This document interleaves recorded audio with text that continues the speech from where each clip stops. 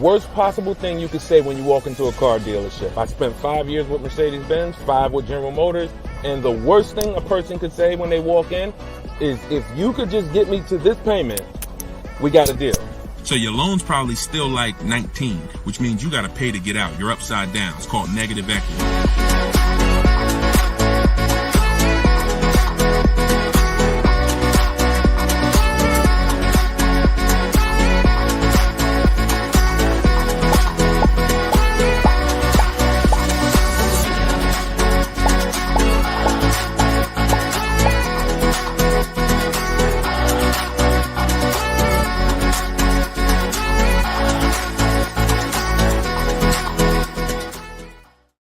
Welcome, everybody. Welcome to episode 7, I believe we're on, of Car Shopping Questions and Answers. We're live. Today is Thursday, 3 p.m. If you're watching this right now, then you are live. What we're going to start doing is we're going to start letting you know, because we do rebroadcast these shows all day, so you can, catch up on them. You can send friends and family to watch the rebroadcast, but right now you are actually with us live. So welcome. If this is your first time here, can you type a 1 in the chat? Shout out to the first time people. I just want to see how many people are new. You've never seen me before. You've never been on a live show. Okay, Troop Chat, I see you, Troop Chat. Good to see you. I always like to know, because most of you probably have never been on a live with me before. What's up, Black Hummingbird? Great to see you. So hold on, I got Instagram on my phone here. And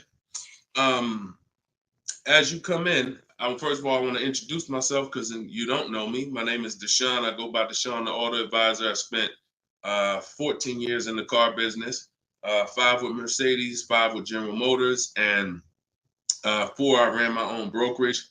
Now what I've been doing since 2020 is showing you how to get below market car deals on purchases, leases, used cars, new cars, everything from home. I'm the author of the book, the digital book, Cars from Home, 7 Steps to Saving Time, Money, and Avoiding Dealerships.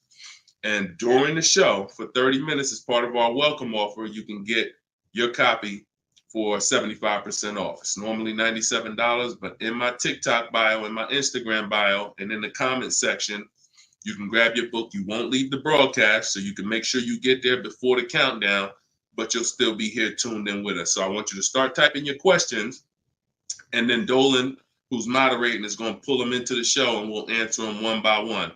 Okay? Start typing your questions. I see we already got one from Michelle here on TikTok. Bounce back. Type your question on Instagram. I see you. Type your question in. And could everybody who shares, share? I'm only talking to the sharers. I know who y'all are, and I'm talking to y'all. Shout out to the sharers. And I'm still trying to find out. I might do a giveaway once a show for the sharers only, but I'm gonna have to figure out how to see them. So I got to figure out, maybe you screenshot that you shared, and we trying to do something special for y'all above and beyond, because we can't grow this show without y'all. The ones who tell your friends, the ones who invite your friends, the one who tag your friends, the one who hit those share buttons. Appreciate y'all. So we got something coming for y'all very soon. Okay? So pull the first question, and Dolan, let's get the show on the road.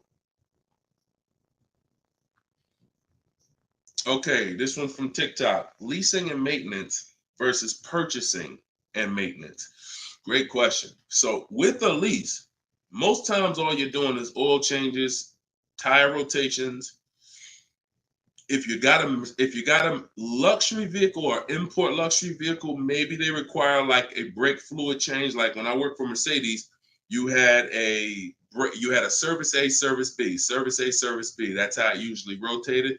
And the service B was, brake fluid change, but it's pretty cut and dry because it's a new car. So versus purchasing, then you're talking about long-term maintenance. Then you're talking about, which if you got a good car, you're usually still doing those things up front.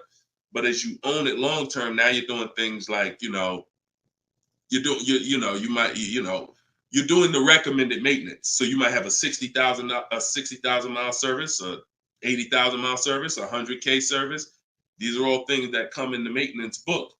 And with the lease, 99 times out of 100, we're not doing that. So, you know, it's a very, I'm not going to say we're not doing that, but if I lease, whenever I lease, I'm not doing those services because we're out of the car way before we ever hit that mileage.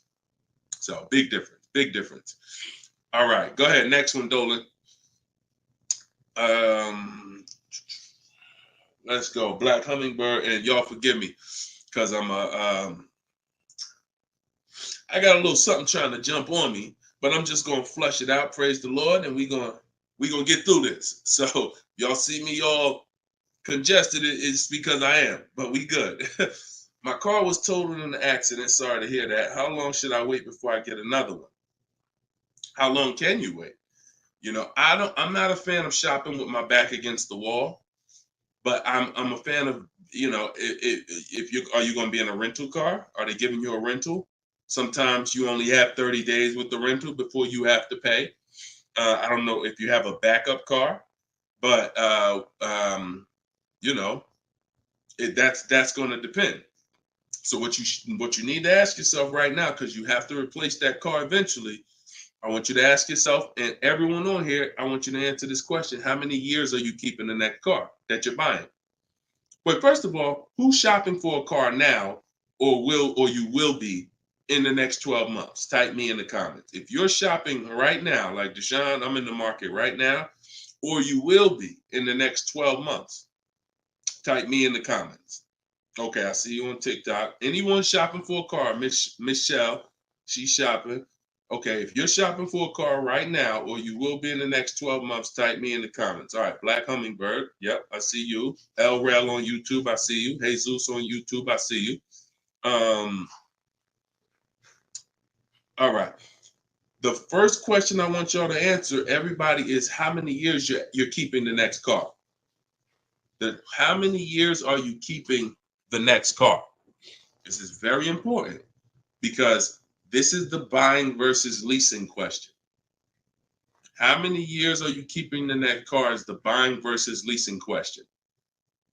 So your Black Hummingbird, when you shop, is going to depend on how long you have. If you got a backup car, then there's no rush. If you don't have a backup car, then you need to find out, are they giving you a rental? You know, because that's going to dictate. I can't really give you any more information without knowing that. So if you want to tap in, follow up, we'll try to get your follow-up question here. All right, go ahead, shoot the next one up, Dolan, and let's see if we can get the follow-up for Black Hummingbird. I'm shopping by used. I don't even know what that means. Go ahead, Dolan. Okay, this one's from TikTok. My third live, I need a used car by June 1st, so lost.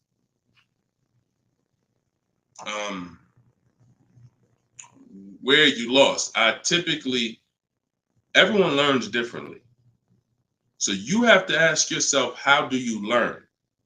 There are people on these lives, we've already gotten DMs and emails saying that people use the show, they use the strategy, and they got cars.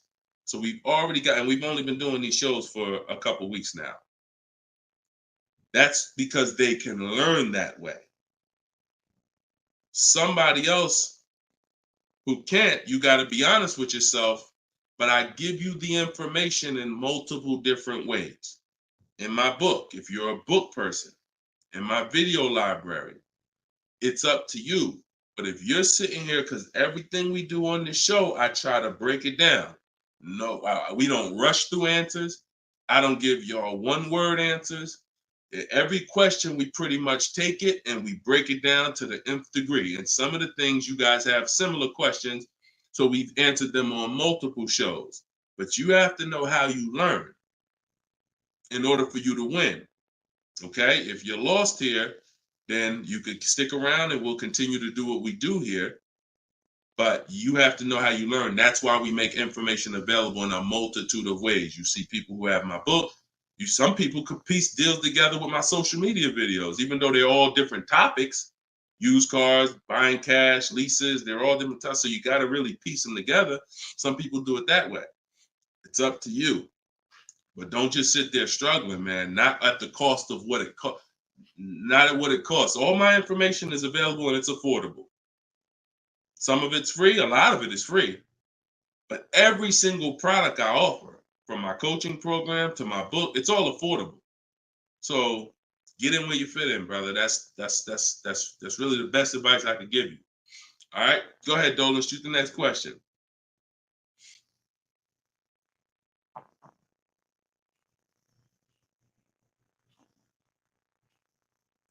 Okay, this one's from YouTube. LRel, what's going on? Peace, Deshone. I'm in the market for a used pickup truck for work. Never had one. How do I narrow down a reliable make model? Okay, so if I'm looking at you, the question you're asking is about the quality of the car, not finding a good one. So, example, let's just say there's a Dodge, a Dodge pickup truck. I'm just making this up, and that vehicle has a low reliability score. It doesn't matter if I go find a good one and I use my steps, the steps I'm going to go over with you to find a great used car, because the car overall has a low reliability score. Some Nissans have a low reliability longevity score because of their transmission. It doesn't matter if you use what I'm going to teach you to narrow it down to a great one, because the vehicle overall has a low longevity score. So I think the question you're asking is, how do I find a vehicle that has a good reliable one, and then I'll go shop for it. And because we could switch it. You could have a vehicle that has a high reliability score, high longevity score, but then you got a bad one because you didn't have a process on how to get it. So I think you're asking the first question, which is top level, how do I choose some good vehicles? And that's really Google, and we have a process. It's in our shopping process where we do a reliability check on every single vehicle. It takes 5 minutes to do. You're going to type in the specific year, because years change. You might have a 2019 that has low reliability scores. In 2020, they fixed it. So we got to make sure we're adding the year when we do this Google search. But if I'm looking for a pickup, I'm looking at like a 1500, and I'm looking at, what I need. Some people need 2500 if you need heavy duty or something like that. But then what you're doing is typing it into Google, and you're looking at all the competitors. I'm looking at the Toyota pickup. I'm looking at the Dodge pickup. I'm looking at the Ford pickup. I'm looking at the Chevy pickup. And then I'm just choosing, all right, which one of those do I like? All right, I like those two. Then I'm deciding which one I'm going to like. Now, if you're buying used, you can't test drive it, because you can't test drive a used car until literally you're ready to take it home. You can't go and test drive one here, because the one you end up getting may drive totally different. That's just the way it is with used cars. So oftentimes what you're doing with used cars is you're looking at it, you're looking at videos on YouTube, but you're going to narrow it down to what you like, usually what you see in supermarkets, parking lots, on the road. Oh my goodness. Lord Jesus, help me get through this. And then what you're going to do is you're going to do that reliability check. So you go to Google, you type in the year 2019 Toyota Tundra reliability. Then you're going to skim that first page. So that first page of articles is going to tell you all you need to know. If you see low scores, if you see 7 out of 10 reliability, just skim that. Don't pay attention to any site from a dealer. This is part 4. This is in my book, because this is step 4. Because the next step after this car passes this test is now we're going to shop for it. You can't skip this. So that's why this is a really good question.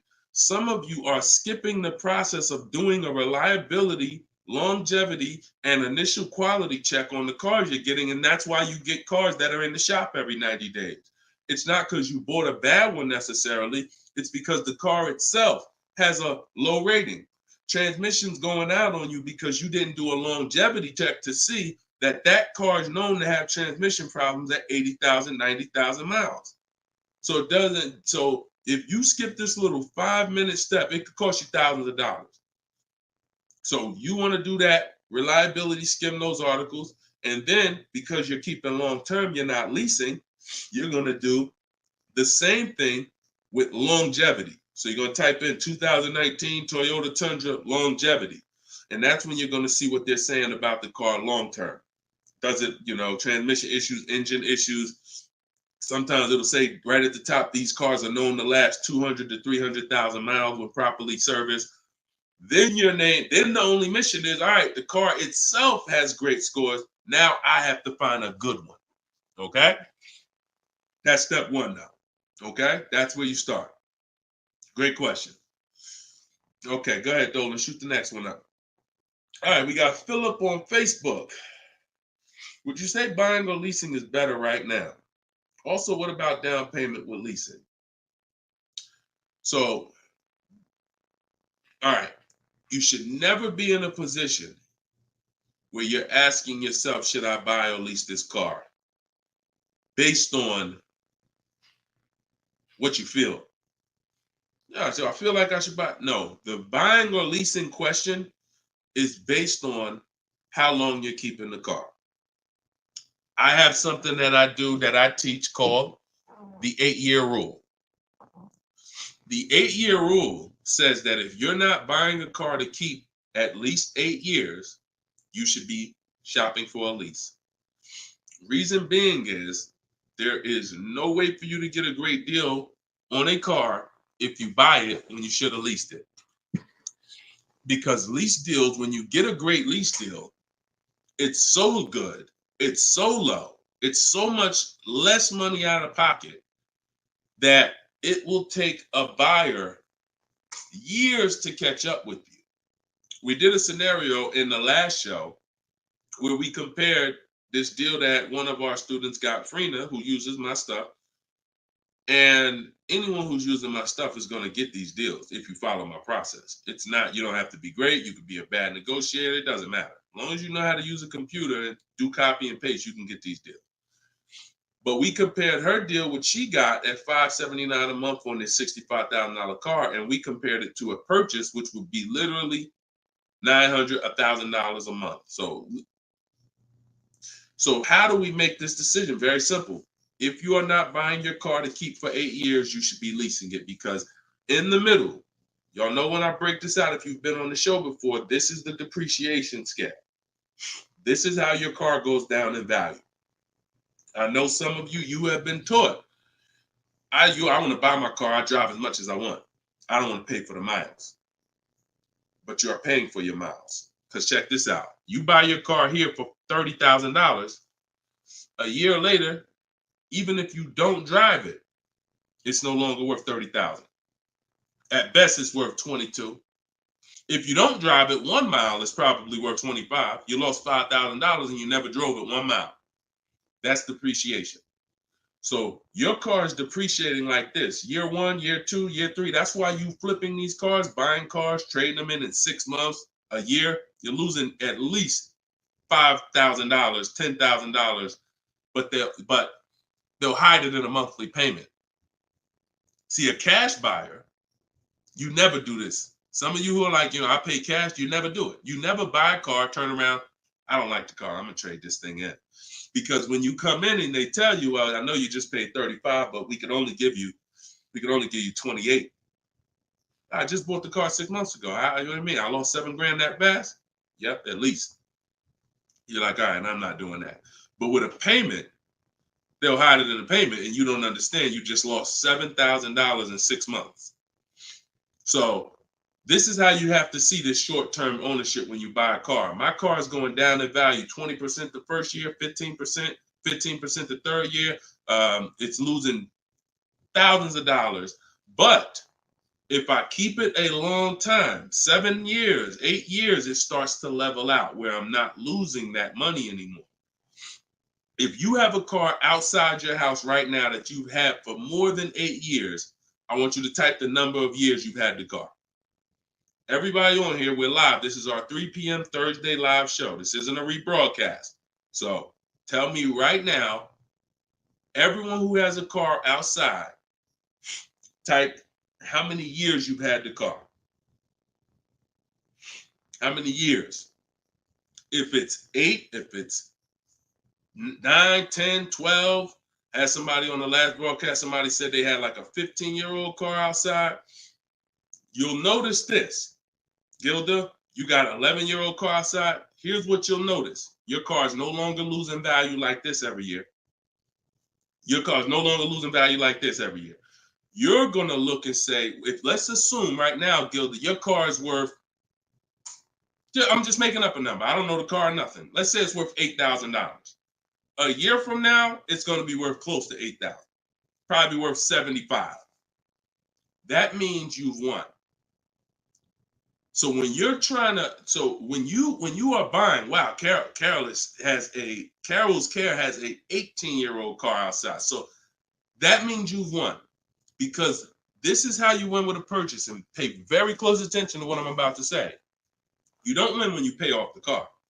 You pay off the car, but your car's still dropping like this. You didn't win yet. You didn't win yet. You win when you actually pay off the car and now the car is not dropping in value. You beat the depreciation. That's when you win purchasing. A lot of people were taught, don't keep the car that long. And that's where you're losing. That's why leasing is for you. Because there's only two ways you're going to avoid those hits. You're either going to keep the car long enough to get to where people like Gilda and Carol are.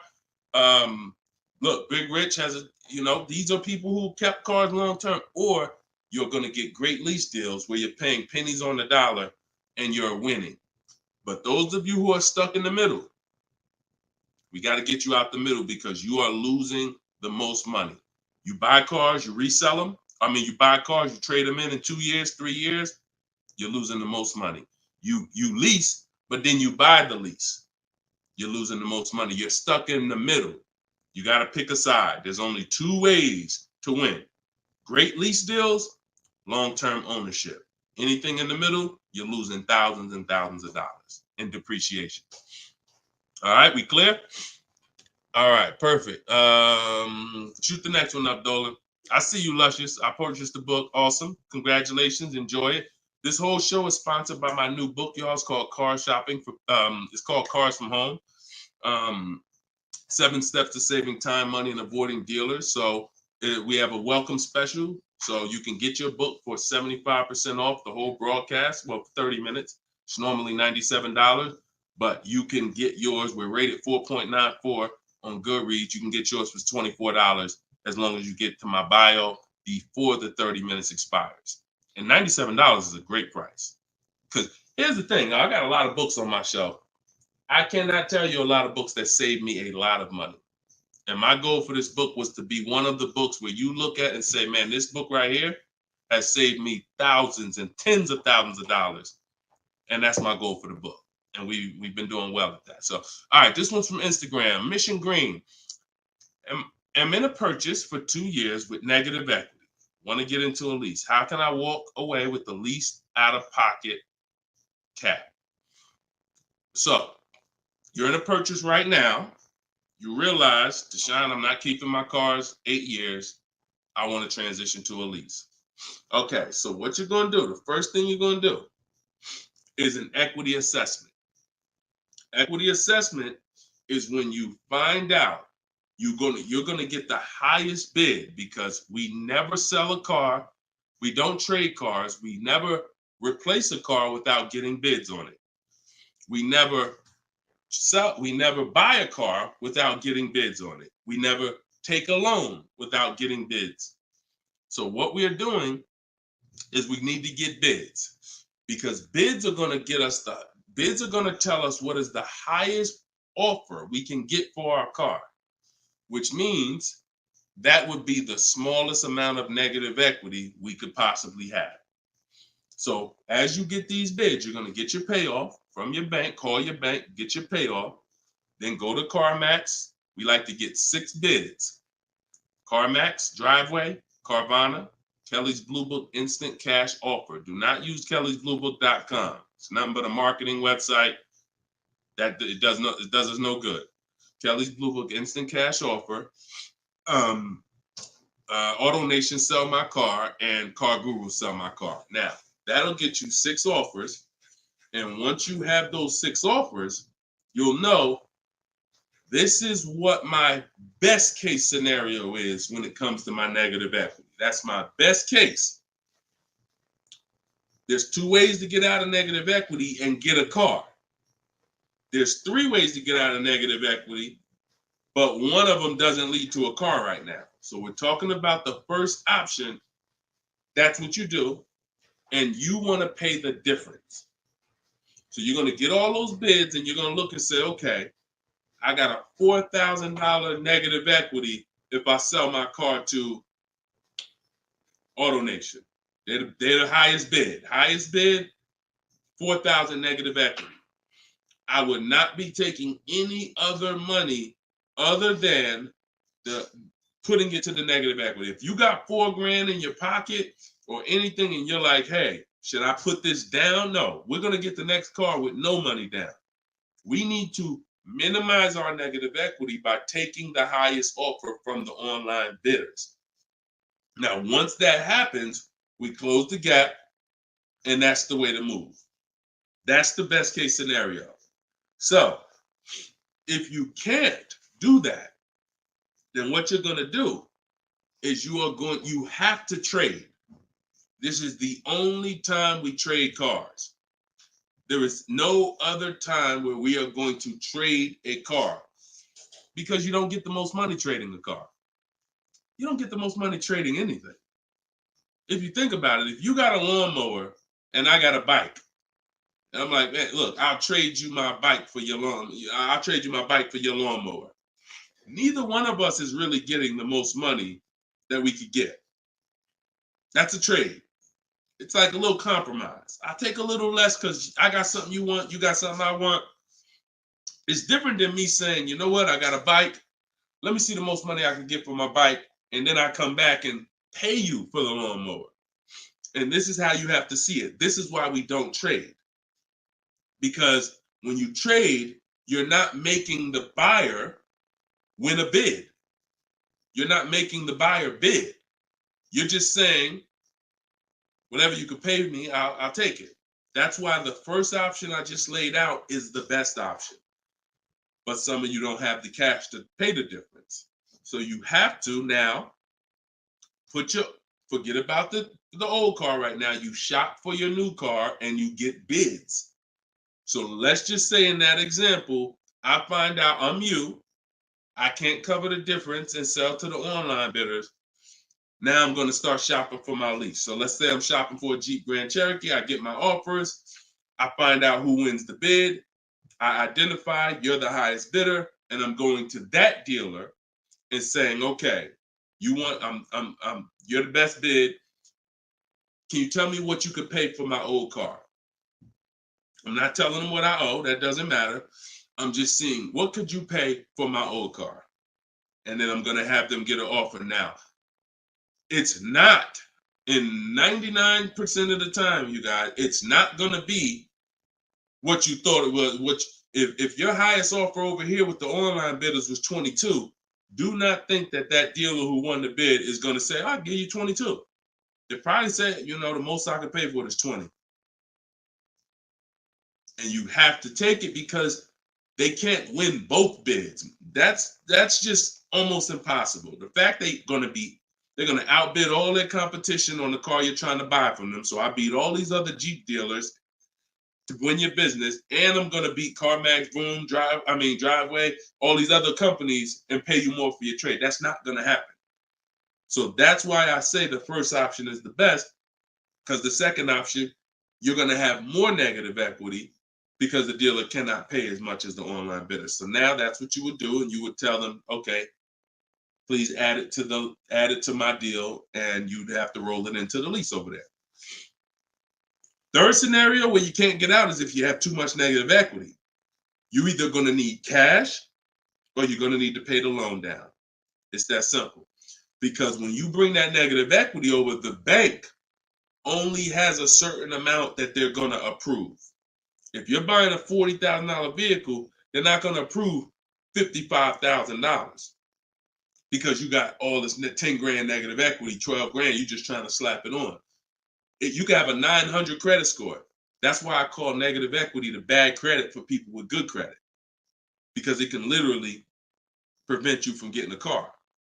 So that's when you have to pause, or you got to put money down to try to get within the loan to value ratios. And that's why I say stay out, get out of negative equity and stay out of it. And 99 times out of 100, the reason for your negative equity is you don't lease. You don't lease. You buy cars, you take out 5-6 year loans on them, God forbid longer, 7 years, 8 year loan, and then you trade those cars in before the loan's paid off. That's what's happening 99 times out of 100 to cause people negative equity. And we got to, and that's the cause. So I just gave you the solutions, but I also want you to know the cause. And that because you're already moving to a lease, you already understand, which is good for you. You already understand, all right, I'm not buying cars anymore until I want to keep something 8+ years. I'm going to start leasing. So this should be your last time ever having negative equity. Okay, great question. All right, Dolan, let's throw the next one up. Great question, Mrs. Green, Mission Green. All right, we are live, y'all. It's our Thursday 3 p.m. live show. Shoot your questions in. Dolan's going to pull them in one by one. We're going to try to get through as many as we can. What's the best way to start about negotiating from the online price? Is this for a new car or used car? This is RT. I don't want to mispronounce your name. How do I get your book? S. Lewis, it's in the comments. Dolan, can you make sure we got the comment for S. Lewis here on YouTube? For those on YouTube, in the comment, we should have a pinned comment where you can just click it. You go to deshonsbook.com, or you might be watching us on a screen. If you're watching us on a television screen, you can scan that QR code with your phone, and you can get it that way. If you're watching us on TikTok or Instagram, you can go to my bio. There's a link in my bio, and you can grab your copy. And you won't leave the broadcast. You'll still be able to hear us, but you can get your copy before that 30 minutes expires and the book goes back up to $97. Okay, when are you really live? I'm live right now, TFD. I don't want to mess up your name. So, all right. So I can't wait for you to answer, but what's the best way to start negotiating from the online price? So let's just assume are you talking about a used car? If you're talking about a used car, here's what you got to know. There's two types of dealers. One dealer posts great prices and sells cars very fast. That's I didn't witness this until I worked for a Lexus dealer. I worked for Lexus for like 6 months. It wasn't for me. Great car, but it wasn't for me as far as the dealership. It's just I had already sold Mercedes. Mercedes was a little bit more exciting clientele because it's just a bunch of different people. There's luxury people, there's sports people, there's performance people. So I went back to Mercedes. But what I saw with this dealership was big on volume. Great price, not going to mark the car up a lot. So if you come in thinking, or if you call thinking, hey, take $3,000 off because you're programmed to negotiate, you're not programmed to know a good price. See, when you know the used car market, which is what I teach, this is what I teach in my book, it's what I teach on the show. You need to know the used car market because, and remember what I'm about to say, this is very important. What's hurting you is you don't even know a deal when you see it. I've had people who are looking, I'm literally making them an offer that I know the dealership is daggone my manager don't even want to do this deal, but they need it. We need the deal. We behind on our numbers. I'm selling the car. We ain't making, it's like pretty much a break even triple net deal. And they're still looking and questioning it. There's nothing we can do. And the reason why I never get in that situation, and the people who listen, if you listen to me, you'll never be in that situation, is because when you have multiple offers, you know a deal. See, the reason why those people would question if this was a deal, they didn't have enough offers. They didn't see that there's offers $2,000, $3,000, $4,000 more than the one I was making them to know confidently, Deshone, this is better than every offer I got so far. Let me take this and get up out of here. So you don't know a deal when you see one, and that's hurting you, because someone who knows a deal, like me, or like somebody that listens to me, give you an example. Some of you are in the same town as some of you have my book. And some of you are actually shopping for the same car that someone else on here is shopping for. that means y'all are competing. So someone who's using my stuff and who knows a deal and who's sitting here talking to multiple dealers while you looking at one dealer slow and doing this, they're going to get that car out of before you even have a time to wonder if this was a good deal. Oh, you know what? That is a good deal. Let me call them back. That car's gone. It's gone. So that's the first type of dealer. They price the cars to sell, and they're not going to be online for more than 24, maybe 48 hours, and they're gone. The other used car dealer is dealers who price them high, and they prepare to negotiate. They're ready because they know people want to see a discount, and they're waiting for somebody like you to come in and say, okay, knock $2-3 grand off, you know. But if they're overpriced, what does it matter? If you're overpriced $3,000, $4,000, $5,000, and you take $3 grand off, you're still, it wasn't the best deal. So don't think so. To some of the best used car dealers, when I bought my Infiniti truck, he literally only had $800 he could give me when I got there. I didn't ask for it when I was on the phone because, again, what I say, I'm trying to teach y'all the psychology. I don't want you to know everything that goes on behind the scenes. I just want you to know what to do. But every now and then I got to tell you why you should be doing this. When that car comes on and that dealer knows this is the best price in the market, this car is not going to last for 48 hours. You call them and say, hey, could you do another 1,000 off? Click, not even interested. One, the car just got here. I don't know who you are. I don't know if you're serious. Listen, we ain't got no time for that. What we do when we find that best car is we know we've done all our research online from home. I'm on my way. Only thing I need to know is has the car been smoked in? Because I can't see that online. That's the only thing. We verify that there's no fake fees because some dealers will price a car low and then they add fake fees because they want you to come without even asking them about the fees. And the second type will, hey, the car's been smoked in, and if you don't ask them, you'll get there and be like, oh, car smells like smoke. That's the only two things we verify. No bogus fees. Nope, hasn't been smoked in. I'm on my way. Then when I get there, we test drive. Car meets our test drive. All right, boom. Can you do another 500 off, 700 off?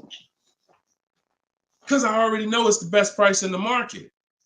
See, when you know the market, you negotiate intelligently. When you don't know the market, you come in, hey, listen, take $3 grand off. You don't realize you look ridiculous. I don't want you looking ridiculous saying, yo, man, I can't do it. You haven't done your research. I don't want you leaving, oh, man, that dealer don't want to make a deal. No, you didn't know a deal. And you leaving and you like, oh, man, I'm going to find somebody. So this is the science of car shopping online. This is the science. You got to be able to know, is this car the best price in the market? If so, I'm not going to ask for any discount until I get there. Because once they see me, I drove it, they know I'm serious. I know the car's the best price in the market. Hey, can you do another 500? Even if they say no, I know they won. All right, I won. But if they say, yeah, listen, I wouldn't normally do it because the car just got here, which is true. I know that. But, you're here. All right, $500, we got it. Or, hey, look, can we split it? I really don't have the room. In which case, we know they're telling the truth because we know the market. You got it. We'll do it. This is how you get below market used car deals. You don't just stumble onto them. You get what I'm saying? Is everybody clear on that? Type clear if y'all are following what I'm saying. Clear if you're following what I'm saying. You're not going to accidentally stumble into a below market deal. It takes strategy to get below market deals. If everybody could get below market deals, they wouldn't be below market deals. They'd be average deals. Does that make sense? All right, glad we clear. I see you, Michelle. All right, shoot the next question up, Dolan. Let's roll. Let's keep it going. I see you, Rose, on Facebook. All right, Blooming Chosen One from Instagram. Almost done closing at 1%. Let's go. Come on. Come on. That's what I want to hear. Come on. If y'all don't understand, Blooming Chosen One is about to close a 1% lease deal. That means her lease pay, I'm assuming that this is a woman. I can't see, so forgive me if there's no picture. She's about to close a lease deal at 1%, which means her lease payment is 1% of the MSRP, no money down. I just want to make sure it's clear, chosen one. We don't, if it's money down, it's not 1%. It should be like $400 a month. I'm giving you $400. Car's $40,000. That's 1%. So, any tips on techniques for finding great deals on insurance? I use Insurify or I use Jerry. These are apps that shop on websites that shop multiple carriers. And I know it's Kayak and stuff like that, but what I found is Insurify has like insurance companies that we don't know about. It's painful shopping for insurance unless you have something that's actually, because think about all the insurance companies around us that will want to give us auto insurance. We don't know about them now. Small companies, they don't have the advertising budgets. So you want a tool that's going to connect you with all these insurance companies, not just the big name ones that we all know, Liberty Mutual, State Farm, that got the, $1 billion marketing budget. Some of the smaller insurance companies, we want to get those offers. And so Insurify.com, I'm not sponsored by them. I just love multiple offers. So I love multiple offers. And so any tool that gets me multiple offers on anything, I love. So yeah, that's what I would say. So keep me posted. I told you, I want to see your deals. See, she didn't even say what car she's looking at. That's how we know. See, people with no skills, all they talk about is the car. Just got the new Range Rover. Yep, just treated myself. Retirement gift. All they talk about is the car. And I'm not stepping on your toes, but you like Deshone, that's me. That's me. I know who I'm talking to. When you start getting skills and buying cars, making people bid 90 minutes from home, using my systems, the first thing that you're excited about is the deal. The car's second, but the deal's, once this deal's closed, now I'll get excited about the car. All right, good job. Great job. I love it. Go ahead, shoot the next one up, Dolan. All right, from TikTok. Is it true that there is no need for down payment? That if you do it, it goes to the salesperson's commission. If you do it wrong, if you are doing a down payment, it's between you and the lender. If you go in and you're a payment shopper, then your down payment is usually going to go to commission. A payment shopper says things like, how much does that car cost a month? Okay, that's a little high. Could you get it to, could you get it like under 6? That's a payment shopper. No idea about the numbers, just talking about payments. If you stop doing that, and if you've done that, see, I don't want to, look, I hope we're building a community here where people could be honest. If you've done that, type ouch in the comments. If you've gone into a dealer, looked at a car, said, how much those run a month? What kind of monthly payments are on those?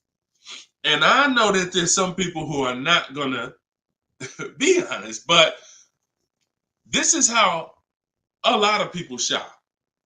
It's a payment thing. Yeah, okay. I appreciate it. I see. All right. I see we got some. All right, we got some people being honest in here. I see you. I see you, Michelle. I see you, Bye Lion. Not Michelle. So that's where you get in trouble.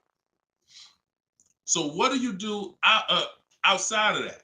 You separate the payments from the car. The payment you handle when you're shopping for, look, Byron on YouTube said, ouch, just experienced this past weekend. It's terrible out here. It's great out here for us, okay? It's terrible when you have no strategy. It's terrible if you're winging it. It's great out here for us. Like, and I'm not even saying that, underplaying that. Like, I've been doing this so long, and I got just so many people that done learn from me, and so many people getting cars. I got a private group, so I get to see this stuff. You know what I'm saying? I get to. If you guys been on these shows, I share people's stuff. I share Tope stuff, Greg's deal. This is our book, 4.94 on Goodreads. Get your book 75% off, or you can wait and miss the 75. You can pay 97. Either way, it's worth it. Either way, but $24 is better than $97. In my TikTok bio, you got 30 minutes, or in my Instagram bio. But check this out. Kimberly's deal. She saved 20 grand off her Maserati. Look, Bonita, middle of the pandemic. So we've been hearing since we started this whole thing, yo, it's terrible out here. Man, there's no deals out here. Middle of the pandemic. Look, December 2022. Blood in the streets. Kia Telluride, one of the most popular vehicles of the last 3 years. Bonita, from home. Kia, 2023. 600 down, 600 a month. People paying $800, $900. There's people right now that's going to watch this broadcast that has this particular car paying $700,000, $800,000, $900 a month for it. This same vehicle. So, Charles, Hyundai Palisade, top 5 most popular vehicles the last 5 years in this category. Look, $597 a month, $48,000 truck. So it's what you know. In fact, it's what you don't know. So I would tell you, yes, when you are winging it, when you shopping, when you just winging it, yeah, Byron, it's gonna seem like, man, it's horrible out here. When you step back and start using my bidding systems and letting these deals come to you, letting loans come to you, you're gonna feel like you're in control. You call the shots. Okay?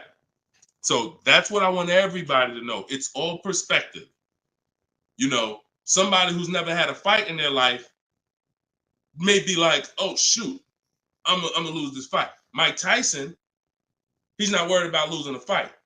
And I hope he's not throwing this fight. So, another end. It's all about what you know. You learn better skills, you get different results. You keep the same skills, keep shopping like our grandparents shop, keep shopping like our parents shop when there was no internet, keep shopping like it's 2005, you're going to get those same results. All right?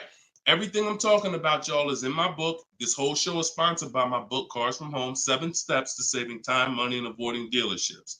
My whole shopping system is in there. You can get yours in my bio. I just said that. So go ahead, Dolan. Shoot that next question up that you had up on the screen. My lease is up this year, but I'm over 4,000 miles, and a car dealer just told me if I lease again that I'll have to pay for the over miles. What do I do? Okay, I want you to know something, and I want you to hear me clearly. Dealers who tell you they'll cover the mileage. I know some of you have heard this in the past. You know, my dealer said if I release a car from them, they took care of the mileage for me.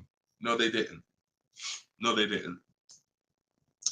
Mileage is never taken care of because mileage is between you and the bank. You told me you were going to drive this, the bank, not the dealer. Dealer has nothing to do with the car. Once you drive off the lot, it's between you and the bank. It's between you and the leasing company. So when you go over miles, the bank says they told us they were going to bring this car back with 36,000 miles on it. They already have an estimated value of what they're going to sell the car for, and it's based on 36,000 miles. That's why if we're under miles, we always do an equity assessment. You're going to do this either way, Miss B, but this is one of the main reasons when we're under miles, it doesn't matter, because if we drive less than we told them we were going to drive, we want to see if there's any equity that we can actually pull out. If you didn't know you can sell a lease, yeah, that's another discovery. Aha moment, you can. We've been doing it for years. So, but going back to this case, if you're over miles, you got to pay for it because you can't give it back to them. It comes out of their profit. So what do we do to try to minimize this? One, we don't let a dealer tell us we're going to work this out for you. We have to do our own equity assessment. So you want to see what your position is. You want to call the leasing company, get your payoff. This is the second step in my process. Once you know whether you're going to buy or lease again, that's step one. Now, if you have a car to replace, you own it, you lease it, doesn't matter. Anything you're replacing, we got to do an equity assessment on it. So we're going to call the bank, get our payoff. If it's paid off, obviously we don't have to do that. And then you're going to get that payoff, and then you're going to get those offers I talked about earlier in the show. If you missed it, I don't want to go through the whole equity assessment process because we already did it.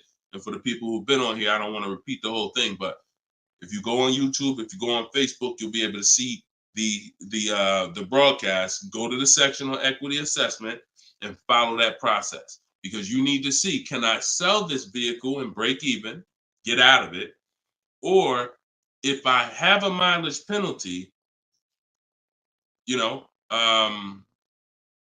does it make more sense for me to actually get out now, which in a lot of cases it probably won't, because you have payments remaining.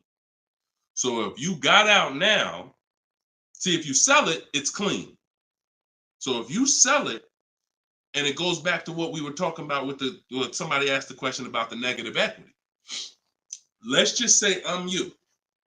I do my equity assessment.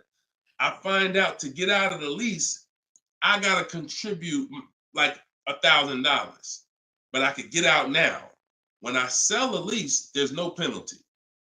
It's literally no payments due, nothing. It's everyone's whole. That's the only way. Everyone's whole. My second option is I gotta account for the payments I have left on my contract. If I got 5 payments left at $500 a month, that's $2,500.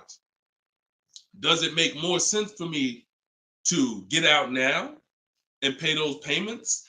Probably not. Or does it make more sense for me to just wait and take the mileage penalty? So those are the 3 things you're comparing. Selling the car, and you're seeing what's the least money that comes out of my pocket. What's the best of those things? Selling the car, getting out now and taking the payment hit, because all those payments are going to be due. They're going to have to be rolled over to your next vehicle, or driving the car until you get close to the end of the lease, and maybe maybe it depends on how much you drive per month, and maybe you're 8,000 miles over, and that's a $2,000 mileage penalty. So these are the things you have to think about. But I'm telling you that if you just walk into a dealer and say, hey, could you work this up for me? Now you don't even have the luxury of guaranteeing you got the best price on the car. So now, because they see you as desperate, oh, she needs help, she don't know what she's doing, so let's just work these numbers, move these numbers around, and tell her, hey, we got you to this payment. Does that work? Now you're a payment shopper and you don't even know. Just give me to a monthly payment that makes sense. You didn't realize that you overpaid, and they're packing that deal, and you overpaid by probably $4 or $5 grand because you wanted to let them do it. So those are 3 scenarios, and it all starts with the equity assessment. Because like I said, you might be able to do that equity assessment and find out, oh, I could come up with $1,000 and I'm out of this thing clean right now.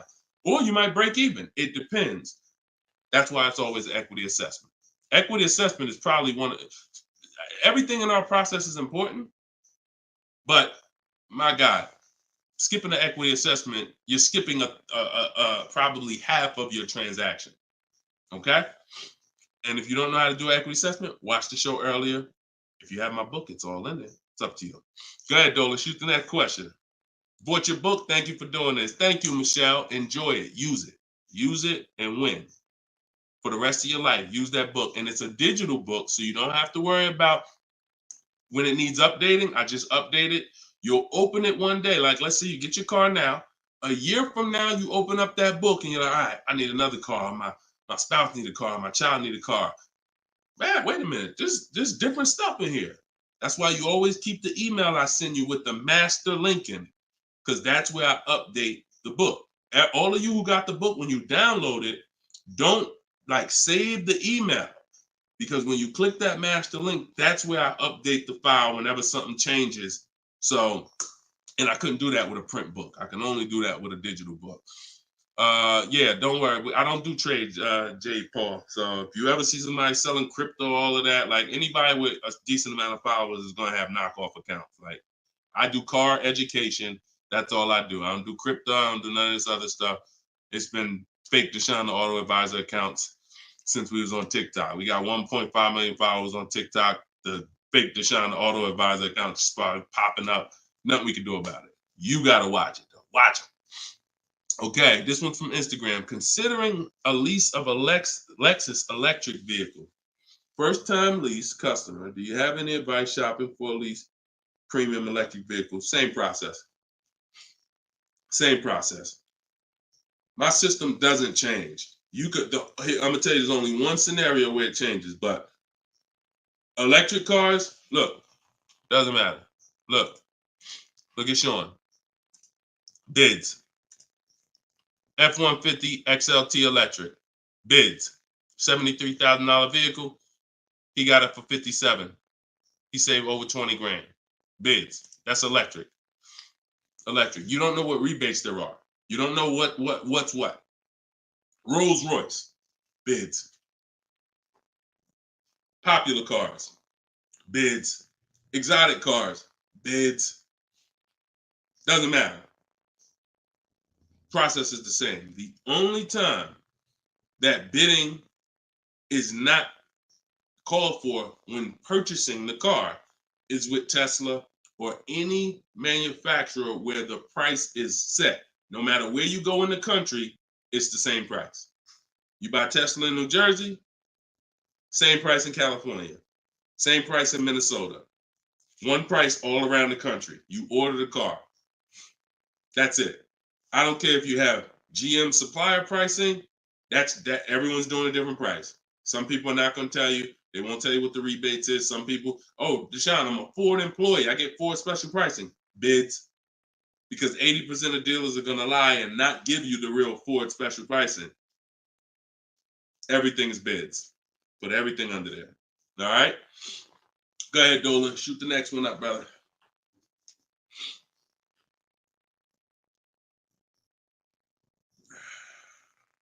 No, you don't bid. You don't bid, Coco. You're making people bid. This one bounced back, Brian from Instagram. What's up? Hey, bro, I recently financed a BMW 330M, but the problem is they gave me a high APR. Sounds like a payment shopper. Listen, we got to take responsibility. You accepted a high APR. Now, how do you get out of it? Only way is to refinance. You can refinance or sell a vehicle. And so bids, what we do is, see, now let's just say for an example, you use our system we call the bank bidding war. Bank bidding war is 3 rounds. We check to see if there's any special interest rates. 1, no special interest rates on the car, which a BMW 330M, probably not. You never know. But then if there's no special interest rates, we go and we get bids and we find a dealer that's going to sell us the BMW M for the lowest price. And it doesn't matter, popular cars. I had a young lady earlier this year. Well, no, that was last year. She was looking at the brand new X4M, redesigned, just redesigned, brand new body style. She got her offers. Best offer was $3,000 below MSRP. Worst offer was like $5,000 over MSRP. Brand new, newly designed, fresh in the country. No one's ever seen it. Bid, she got $3,000 below MSRP. When people are paying thousands more than that. So it doesn't matter the car. Now, once we, but that's that's the part where I say you separate the loan from the car. You separate the loan from the car. We find the dealer who's going to sell us the car for the lowest price. Once that's done, now this is when we talk about the second round of the bank bidding war, which is my bank, my credit union, online lenders, not the dealer yet. The dealer is round 3. The dealer's banks, the dealer's credit unions, that's round 3. That's the final round. Second round is I'm coming home, getting my bank, my credit union, online, giving them my information, going online, car loans online, looking at everyone that I can find that gives car loans in my area, letting all these people run my credit, because if you do this right, it doesn't affect your credit other than one hard inquiry. It shows all the inquiries on your report, but when you rate shop using the bank bidding war strategy, at the end of the window, it only weighs on your credit like one hard inquiry. But you got to do this in this small window. It takes 2 days. First one is all of those bank, that's the round 2. So now let's say my best rate from that round 2 is 7.9 interest rate. Okay, round 2's done. Now I'm calling the dealer who won the bid, who has my car waiting. I already reserved it. And I'm saying, okay, my bank or this bank gave me 7.9. If you guys can beat it, I'll give you the business. Now, round 3 starts with the dealer going to work. That's when the dealer's bank. See, the problem is the dealer was your first offer for financing, or one of your first offers. The dealer, when properly done, is our last offer. And so if he came back and at the end of those rounds, 8.99 was the best rate, you wouldn't have a question. You wouldn't be questioning it. You wouldn't be saying, oh, man, how do I get? You would still be considering refinancing because that's still the solution. Whenever rates get lower, you refinance. But you wouldn't be it wouldn't be they gave me that. It would be that was the best rate available at that time. So that's why you need to get bids for future reference. But in your case now, all you can do is find somebody to refinance the loan. And that's what you do. Type in car loan refinance online. Call your bank, call your credit union. Hey, I'm looking to refinance and see if they can be 8.9. Okay. For future reference, though, bank bidding war. Okay. And that's, we gotta, we need to, I want to get you to the point. You gotta, it's up to you. Use this. Everything I'm telling you is simple. Nothing I'm telling you is rocket ship building. This is all simple online processes from a computer. We got grandmothers doing it. We got introverts doing it. Doesn't matter. We don't even talk. Has anybody heard me say anything about talking?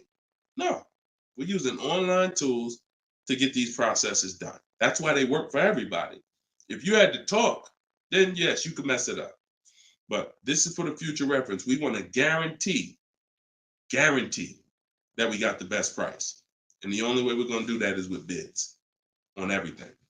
Okay? Go ahead, Dolan. Next question. Great question, though.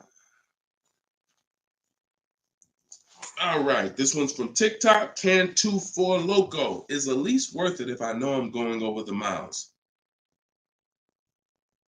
You pick your miles. You pick your miles. I had somebody no, I don't even want to talk about him. Somewhere along the line they told him it was okay. So you pick the miles on a lease, and I would never in a million years pick less miles than I need. 10,000 miles per year, 12,000 miles per year, and here's what happens: if you see somebody who's intentionally picking less miles to save $20 and to go from 10,000 miles a year to 12,000 miles per year is probably like $20 a month. To go from 12,000 to 15,000 for most cars is probably another $25 a month. So the difference between 10,000 miles per year and 15,000 miles per year, 15,000, no penalties. Deshone, I know I need 15,000, but I took 10. So you're going to do 15,000 anyway, and you're going to be penalized for the 5,000 per year over at 25 cents a mile. Instead of paying the additional $45 a month, which would be way less than the penalties, because 5,000 miles per year, 15,000 miles over at 25 cents a mile is $3,750. $45 a month times 3 years is $1,620. Numbers are numbers. $45 a month more to my lease contract from the beginning, because that's the mileage I really need. I'm paying $1,620 extra over 3 years to have a comfortable lease experience, no penalties, and I can enjoy my lease.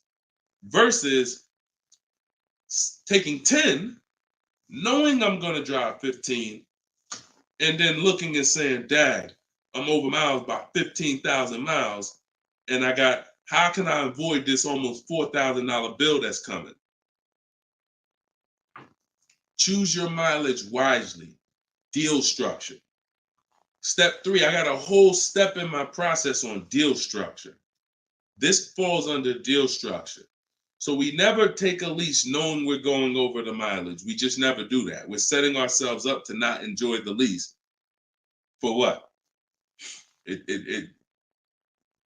That's it.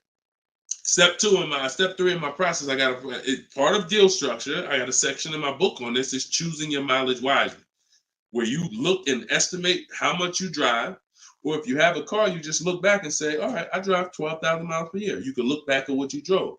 If you don't have a car, then you're just going to look and say, all right, how many miles do I drive to work? Okay, and you add the miles up, and you'll see throughout the year. Oh, plus I'm gonna take a vacation. I want to go down. I want to go on vacation 2 times a year. That's gonna be another 1,000 miles each. All right, perfect. I need 14,000 miles a year. It's a 5 to 8 minute exercise, but you haven't been taught to do it. So there's nothing in I don't skip anything because I've been doing this since 2006. I've seen thousands of scenarios working in dealerships, General Motors, Mercedes, thousands. And every time I see something that is horribly wrong, that's costing somebody money, I just made sure I added it to my process. Okay, I'm gonna make sure anybody who listens to me doesn't do that, because this is what happens when they do that. So we got to choose our mileage wisely to actually enjoy our lease. Okay.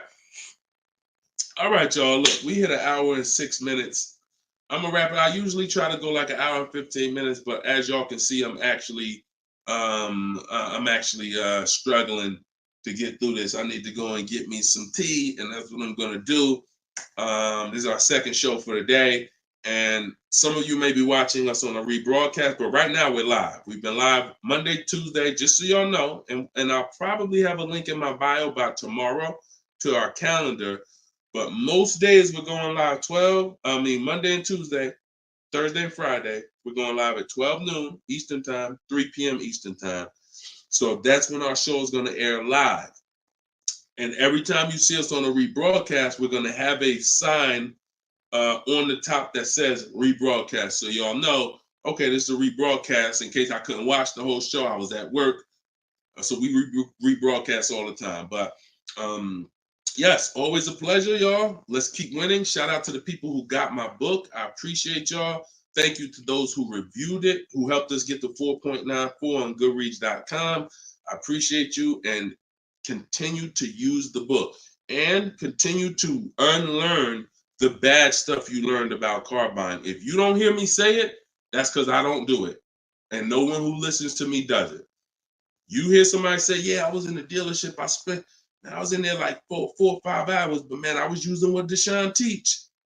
He wasn't using what I teach, because we're not in dealerships more than 30 minutes. He wasn't 30 minutes tops. If we in there for more than 30 minutes, you could clearly say, this ain't what Deshone teach, because I'm only here to test drive, or I'm only here to pick up my car if they don't deliver. That's the Cars from Home way. So you can get your book in the bio, 75% off, as long as you didn't miss the countdown. Even if you missed it, it's $97. Great price, but all right. Let me get up out of here, y'all. And always a pleasure. God bless y'all. And make sure you like and subscribe if you enjoyed the content. Tell a friend. All right. I'll see y'all on the next show. God bless you all.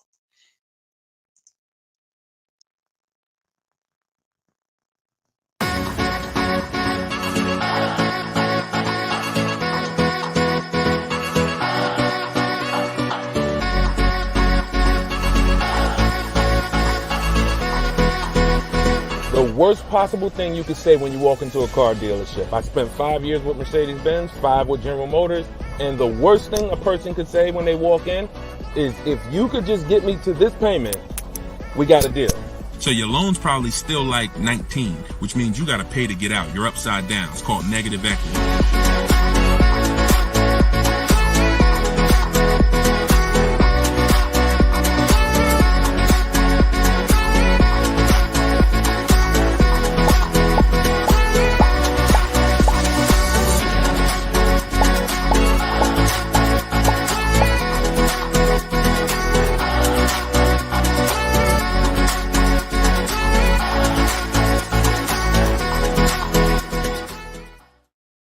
What is going on, everybody? Welcome to episode 9.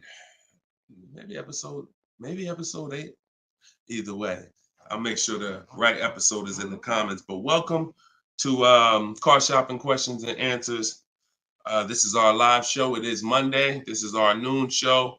We want to make sure that you know when we're live and when we're rebroadcasting. So every time you see the rebroadcast, you'll see a badge that says previously recorded or rebroadcast or replay. But whenever you don't see that badge, then you know we are live, and you can engage with us and ask your questions, and we will make sure that we get through as many as possible. So come on in. Everybody just come on in. I'm actually just sharing this broadcast on Facebook now. And on TikTok, welcome. I see you, Claudia. I see you, Dreamer. You guys can start typing your questions in. And let's do a little housekeeping first while we let the first couple questions come in. If you don't know me, this is your first time ever on a live with me, type the number 1 in the comments. I want to give a welcome to the first time people who've never been on a live with us before. And welcome back to the people who've been here before. I'm your host, Deshone. I'm known as Deshone the Auto Advisor. I spent 14 years in the car business with Mercedes-Benz, General Motors, and running my own brokerage. And now what I do is I teach people the science of car shopping from home. I'm the author of Cars from Home, my new digital book, 7 Steps to Saving Time, Money, and Avoiding Dealerships. And everything that I talk about, everything if you've seen any of my social media videos, everything is based on one of the 7 steps in our shopping system. So we don't hold back. So you guys can come in. I see a lot of people on TikTok coming in. Could y'all start tapping the screen if you're going to spend 10, 15 minutes with us? We're usually here for at least an hour. If y'all can start tapping the screen so we can let TikTok know we're about to talk some serious money over here. Frankie, I see you. Good to see you, Frankie boy. Thanks for sharing. Shout out to the sharers. And whenever we have the first question, we will certainly get down to it. Also, if you, all of you do have the opportunity to get my new digital book at 75% off. I always like to let you know about this welcome offer. The book is normally $97 and it's currently 4.94 stars on Goodreads.com. So thank you to all of you who have taken the time to rate the book, to review the book. But most importantly, thank you to everyone who's using the book so that you can stop car shopping like our grandparents. No offense, but most people are shopping the way our grandparents shopped before there was internet, before there was leverage. And my mission is to show anyone who's willing to listen how to stop doing that and how much money that's costing them today. All right. Did we get the first question yet, Dolan? If not, then listen, you know I could keep talking. Okay, here we go. Instagram. Shout out to Instagram.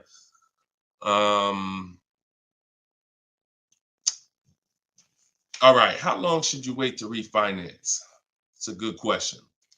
I would refinance when it makes sense. If you have rates are high right now compared to where they were a year ago, 2 years ago, 3 years ago. So if you guys are in a higher interest rate than you could qualify for today, then you want to refinance as soon as possible. If you have an 8% rate and you could refinance to a 6% rate, you guys know on this show, if I talk about the money, 2% on a $30,000 loan is thousands. That's not hundreds. So if you have it, on some of you have improved your credit.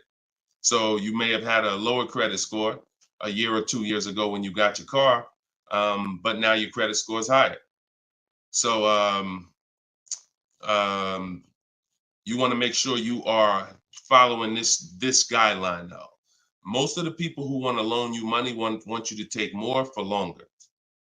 That's just what they want you to do. I am of the mindset of you don't want to stretch the loan out long. You don't want to stretch the loan. You don't want to stretch so if you've already paid for a year or two, you don't want to stretch the loan out longer because they'll want you to take it longer. They'll tell you right up front, if you take a 6-year loan, your payment's going to be this. Meanwhile, you've already paid for 2 years. Don't fall in love with the new lower payment. Fall in love with paying as much as you can at the higher interest rate. So if you can pay a higher payment for 4 years, pay the highest payment you can to get the loan out of the way faster. Don't be tempted to stretch out the loan and go longer with it. Or else you're falling into that trap. Like I said, people want to loan you money, want to lend you more for longer. They take it for 6 years. You could always pay it off earlier. They're hoping you don't. Okay, so that's typically the rules of thumb that I like to follow. All right. This is from Instagram. Well, this is Luna. I was desperate and just got the first deal. I set a very high payment. Can I refinance for a smaller amount? Luna, weren't you on the show a couple of days ago? I was desperate and just got the first deal. I set for a very high payment. Can I refinance for a smaller amount? It's probably going to be early for you to do that. Did you? Hold on one second. If you hold on, let me open the Instagram comments so I could actually see. I know Dolan's bringing the comments to the show, but I want to make sure I could actually see the Instagram comments. Hold on. Okay. So because if you just got the vehicle, I mean, you could try to refinance, but it depends on how high of a rate they gave you compared to what you could have gotten if you would have followed like our bank bidding war process. You bought a brand new 24 Mitsubishi. Okay. Haven't you been on the show, Luna? This isn't your first time, right? You've been here. You've been with us for a couple. You've been with us for it was in December 2023. Okay. I appreciate it. Thanks for the information. That's why I wanted to see the comments so I could actually have the dialogue with you. Yeah, I mean, that's all you could do. You could try and you could try to refinance online. You can go on Google and type in auto refinance online and start to see what those companies look like and see if but you need to know your rate, and then you need to know what the companies that'll refinance you are offering you and see if it makes sense. If you got a higher rate than you could have gotten, then certainly you can refinance. If they got you the best rate that you could qualify, then you may have to wait a little longer, but usually, it doesn't hurt you to check, especially if you're in a considerably high interest rate. You certainly want to see if there's a possibility, because like I said, 2 points, 3 points on an interest rate is thousands of dollars, not hundreds. All right, TikTok, y'all gonna spend some time with us. Can y'all tap the screen and shoot the likes up if you're gonna talk money with us? Here's the thing, y'all. I'm gonna be honest with y'all. Y'all know I've been this way from day one, and I can't be any other way. I'm considering, and some of you know, I'm gonna tell y'all a story because I'm gonna keep this real, real, real, right? So in 2021, we did a podcast. It was called the Auto Advisors Podcast. The Auto Advisors Podcast got 10,000 downloads in the first 90 days, which was a great metric for a new podcast. I stopped it. You know why? Because we're in the way the podcast is, and I'm just keeping it 100% with y'all. I'm never going to stop doing the information, but if people don't engage with the show, then we'll just keep the rebroadcast going. The rebroadcasts are great. I'm 100 for my lifestyle, for my getting the information out. We do tons of free social media videos. I just don't want y'all to be questioning, Dad, why Deshone not doing the live show anymore? Because the live show needs to make sense. I've been telling y'all to share. I look at the shares. I see the people who come regular. I see not a lot of people share. All good. I just want y'all to know that when you can't ask the questions and you got to just do the rebroadcast, that's going to be the reason why. That's really going to be the reason why. Because we can sit back and we can let this live stream go 24/7.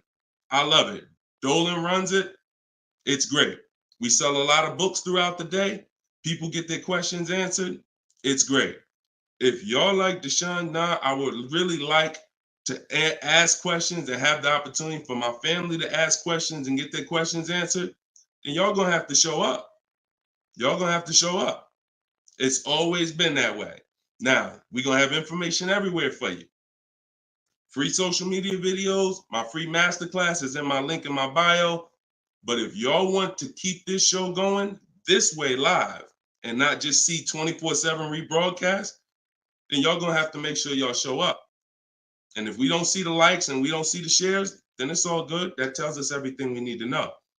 because there's nobody out there doing what we're doing right now. So if it was 20 other people doing these shows, then I understand. We got to make sure we're better than them. There's nobody doing what we're doing right now. So it's up to y'all.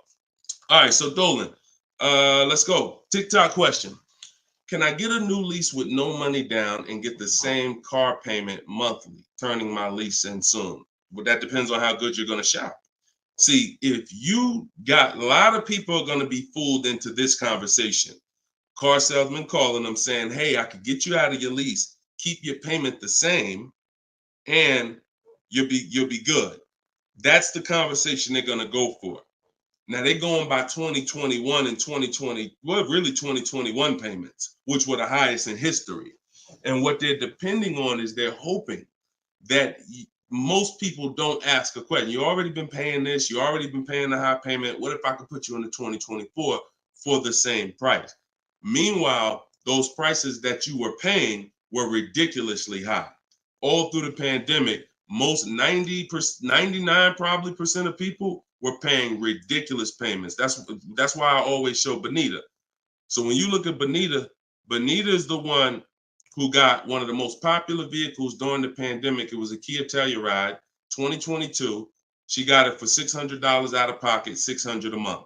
It was like a 1.25% lease. How? Sitting at home and shopping offers. So to answer your question, don't comply. Your deal is going to be based on how well you shop. And what I'm teaching you to do is to stop going into dealers because 80% of them are overpriced. So you're going to go into a dealer, do your test drive, and then you're going to come home and you need to get at least 5 offers.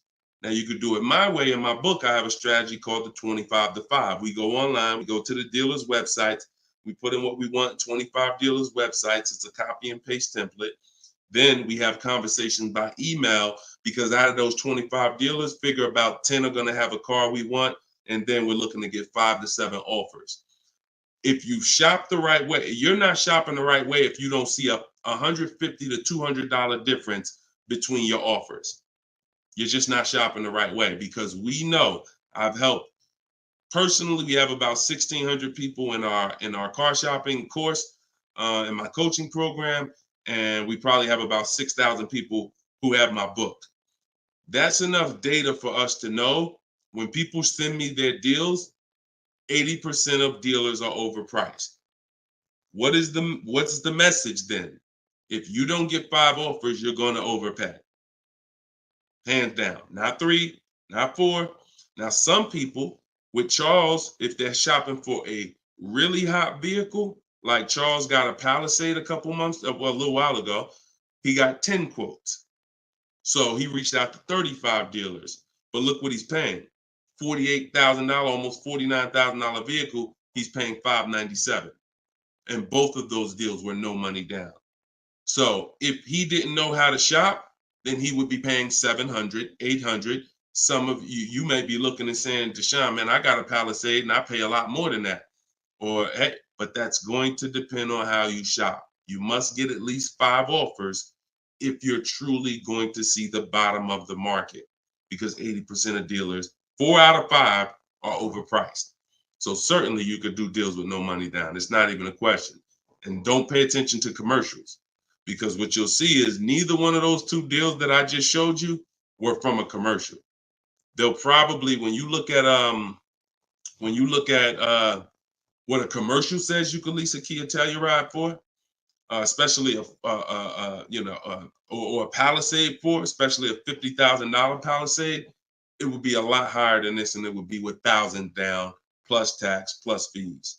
That's why you can't pay attention to commercials. So that's the answer. Don't pay attention to commercials and get at least 5 to 7 offers. If you do it my way, it's quick. Takes about 20 minutes to contact all the dealers, and then you're using my email templates. Because what you got here, this is very important, you guys that are going to have conversations with dealers by email. You must know how to keep the conversation on your terms. You must know how to keep the conversation moving forward when people ask you, hey, can we get on the phone? Hey, can I get your phone number to call you? Hey, when can you come in? You must know how to have the conversation stay on your agenda. That's why I wrote the scripts. But even if you're not using my book and my scripts, make sure you are committed to staying the course, that you're not getting on the phone, you're not coming in, and that you're going to be shopping from home. Okay? Because salespeople will try to get you to come in. All right, go ahead, Dolan. Shoot the next one up.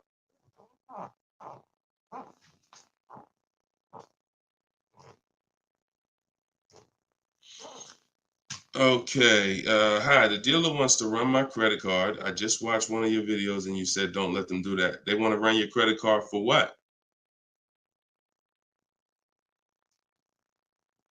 Let's give Bless the chance to type. Are you purchasing something? They want to run your credit card to run your credit? Or did you mean they want to run your credit? What are they trying to run your credit for? I mean, your credit card for. Now, if you have made a deal with somebody, when we make a deal online, oh, you mean running your credit? For what? What's the purpose of you running my credit? And that's not even what the ad. See, when you request your offers, you're requesting your offers by email. And we're always telling them assume tier 1 credit. There's nothing else for us to focus on. What is the purpose? Now, again, let the 80% do what the 80% do. Lie, tell you stuff. You need to have other dealers in your inbox to know. Sometimes people say, well, Deshone, this dealer said, this one dealer said they don't lease. I said, okay, how many other dealers that you talked to said that? No one yet. Okay. When 80% of them say that, that means they don't lease that car. One dealer, they might be having customers come in, don't know what they're doing. Oh, yeah, no, we don't lease. Oh, okay. Well, I guess how much is it to purchase then? So let the 80% do what the 80% do. When we shop by the numbers, and when you shop by the numbers, you win, because if this dealer lies, the other dealers exposed that they lied. So one dealer says I can't lease, and then 4 other ones give me a lease offer. Clearly, you were lying. So don't worry about what one dealer says ever. That's why you need to be having multiple conversations at all times. Trying to get my payoff, my car finance. Shoot Jerry's. Can you put Jerry's question up from Facebook here, Dolan? Okay, trying to get my payoff. Thank you, Dolan. My car finance company says contact dealer. Should I contact dealer? What the heck kind of broke leg, half-wit finance company you with if they telling you call a dealer for your payoff? What's the name of the company? What's the name of the company? You got to realize how the banks is in bed with some of these dealers, and you're going to understand that. The dealers couldn't have did Hyundai.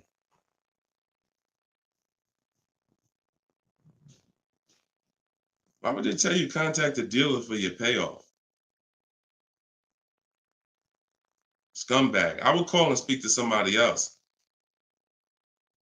The dealer has nothing to do with the car. If you don't pay that Hyundai, you don't pay your payment for 3 months, is the dealer coming to get the car, or is Hyundai coming to get the car? No, dealer forget about the dealer. The dealer is just a franchise. They're there to sell you the car and put the deal together. Once you drive off, it's between you and the bank. It's between you and the leasing company. So why would the bank be telling you to go to the dealer? It's kind of like they're sending you, all right, so if you're calling for your payoff and the dealer says, oh, well, I'm going to charge you this much and this much and this much, because people will try to get their payoff, or people tried to buy their leases out, which is a terrible idea in most cases, but people were doing it and dealers were charging them a lot of money on top of their payoff, charging them fees on top of the payoff to buy their own lease. So I would call Hyundai and I'd ask for somebody else. I literally try to escalate that. Can I speak to a manager? Can I speak to somebody? Why are you telling me to call the dealer when the dealer is not who? The dealer has nothing to do with the car anymore at all. From the day you bought it, it's between you and the bank. You're the one that I owe. Why can't you tell me my payoff? And I would speak to somebody until I can get somebody on the phone who can give me an intelligent answer. That's ridiculous. That's ridiculous. TikTok quiet today. Y'all quiet on TikTok, boy. What's going on? Are y'all gonna send questions in? Let's keep them coming from Instagram then. TikTok, y'all usually be the ones sending the most questions. Let's go. What's up, Ron? What's up, James? Let's go. Type in your questions if you want. Let's go. We'll be here for about an hour. Deshone got the ebook.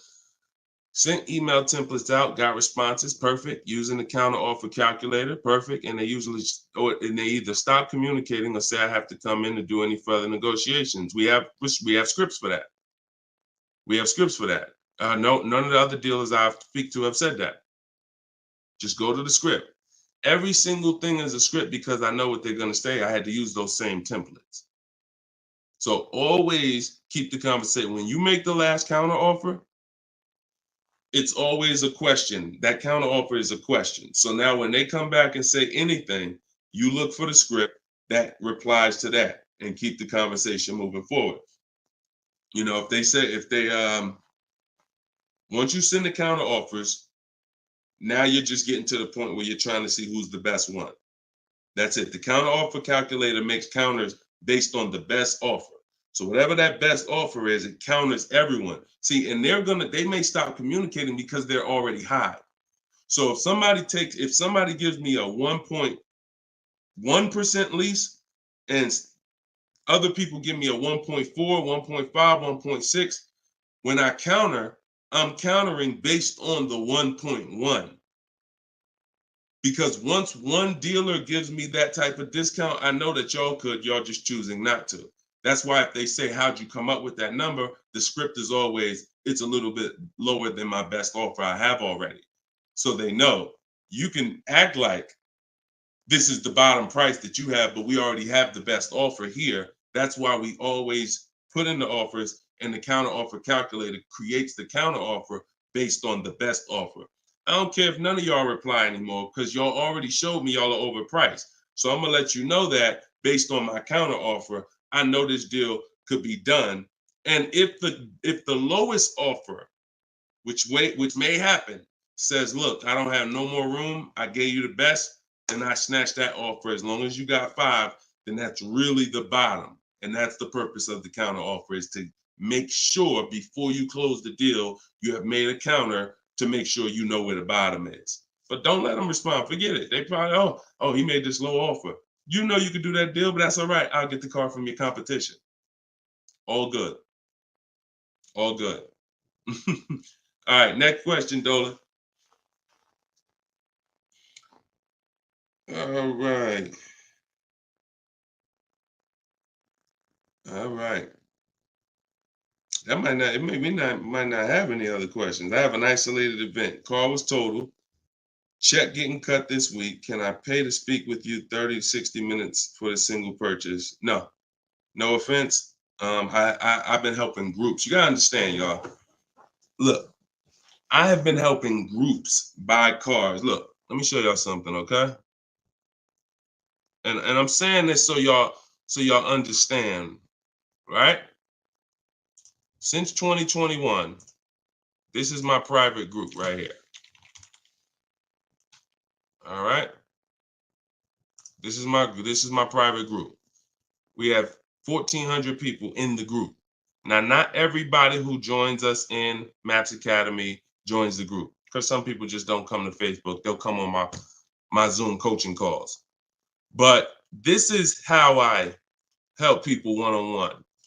Not even one-on-one. This is how, when you see, can everybody see this? I just want to make sure everybody can see this. This is how I work with people. If you're getting my book, you got my book, you got my strategies. This is what we've been doing. Look at the dates. Look at the dates on these cars. All recent. So I don't work with it. It makes no sense for me to work with somebody one-on-one. I don't have to. The people who have been in my group since 2021, we get to the deals, because there's no situation that you're in that's a special situation. I guarantee you that. It doesn't matter. I've had thousands of scenarios. Nothing that you have is special where it requires this special process. Your car got totaled, you need a car, you're going to follow the 7 steps. That's not going to change. If you don't have a car, you can skip the equity assessment. The rest of the 7 steps apply. It doesn't matter. You think you need a special plan. No, you need a plan. And that's the plan that I have in my book or in my group or what I'm answering here. So you can feel free to ask your question. But your situation, this is very common. There's probably 1 million people around the country in your situation right now. Car was totaled, need a car. Common, very common. I know it's like overwhelming for you, not for me though. Super common. Okay, yeah, check your spam, Jerry. Check your spam or your junk folder. All right, Troop Tip. You see that question from Troop Tep on TikTok, Dolan? Unless you got something before that. All right, another one from Instagram. I'm looking to get an electric vehicle, and I'm not one to keep cars. I'm interested in getting a lease, but don't really know how the process works. You must get bids. You must get multiple offers, or you're going to overpay. Electric cars, doesn't matter. Same process. Bid, exotic cars. When you look at, Sean's getting an electric truck. He probably got it already. But he sent me this message, and he was looking at a $73,000 F-150 Lightning. He ended up getting $20,000 off the truck. Now he's buying it. He's not leasing it. So, Taupe had an electric BMW lease. She got a BMW i4 e-drop, $54,000. She got her bids. She ended up saving $8,500 total with the rebates and the discount. She's paying $690 a month for a $54,000 vehicle. So these deals that you're seeing, these are real deals. These are below market deals. These are not going to be had going into dealers and negotiating because one, you're never going to get that deal from an 80% dealer. It's not going to happen. An 80% dealer will never discount the car enough for you to get the best price. So you don't know. Unfortunately, there's no sign that's on, hey, we're an 80% dealer. Don't come here. There's no sign. The only way that you know is by getting multiple offers. Now, you could do it manually. You can call around, talk to some sales managers, and try to get at least 5 offers. We do it online. We do it with scripts and templates, and that's what's in my book. So if you just jumped on, my new book is called Cars from Home, 7 Steps to Saving Time, Money, and Avoiding Dealerships. It has all my templates in there, all my scripts. It's normally $97. But while we're on, for the next 30 minutes, you can get it for $24 if you get to my link in my bio before the 30-minute countdown is up. Once the 30 minutes is up, it does go back up to $97, which is still a great price because everything in that book is going to save you thousands and thousands of dollars. That'll be the most valuable book, but that's only if you want to use my scripts, my resources, and have me do the talking, which is you typing. But if you're going to do the talking, then I would call around and I get at least 5 offers, or you're going to overpay. No doubt about it. At least 5 offers. Okay. You can't calculate a lease manually. You can't try to calculate a lease and think. And even if you can calculate a lease manually, you still don't know what rebates are, what incentives there are. Sean didn't know there was $15,000 in rebates. How did he find out? Multiple offers. The best offer ends up revealing, wow, it's $15,000 in rebates on this truck. He wouldn't have knew that just walking in and trying to see, all right, what's the best deal I could get? 80% deal is never going to tell him it's $15,000 in rebates. So multiple offers is a must. Okay. Go ahead, Dola. Great question. I'm new to your platform. I joined late. What do you recommend I do? I'm not sure I understand the question. What do I recommend you do about what?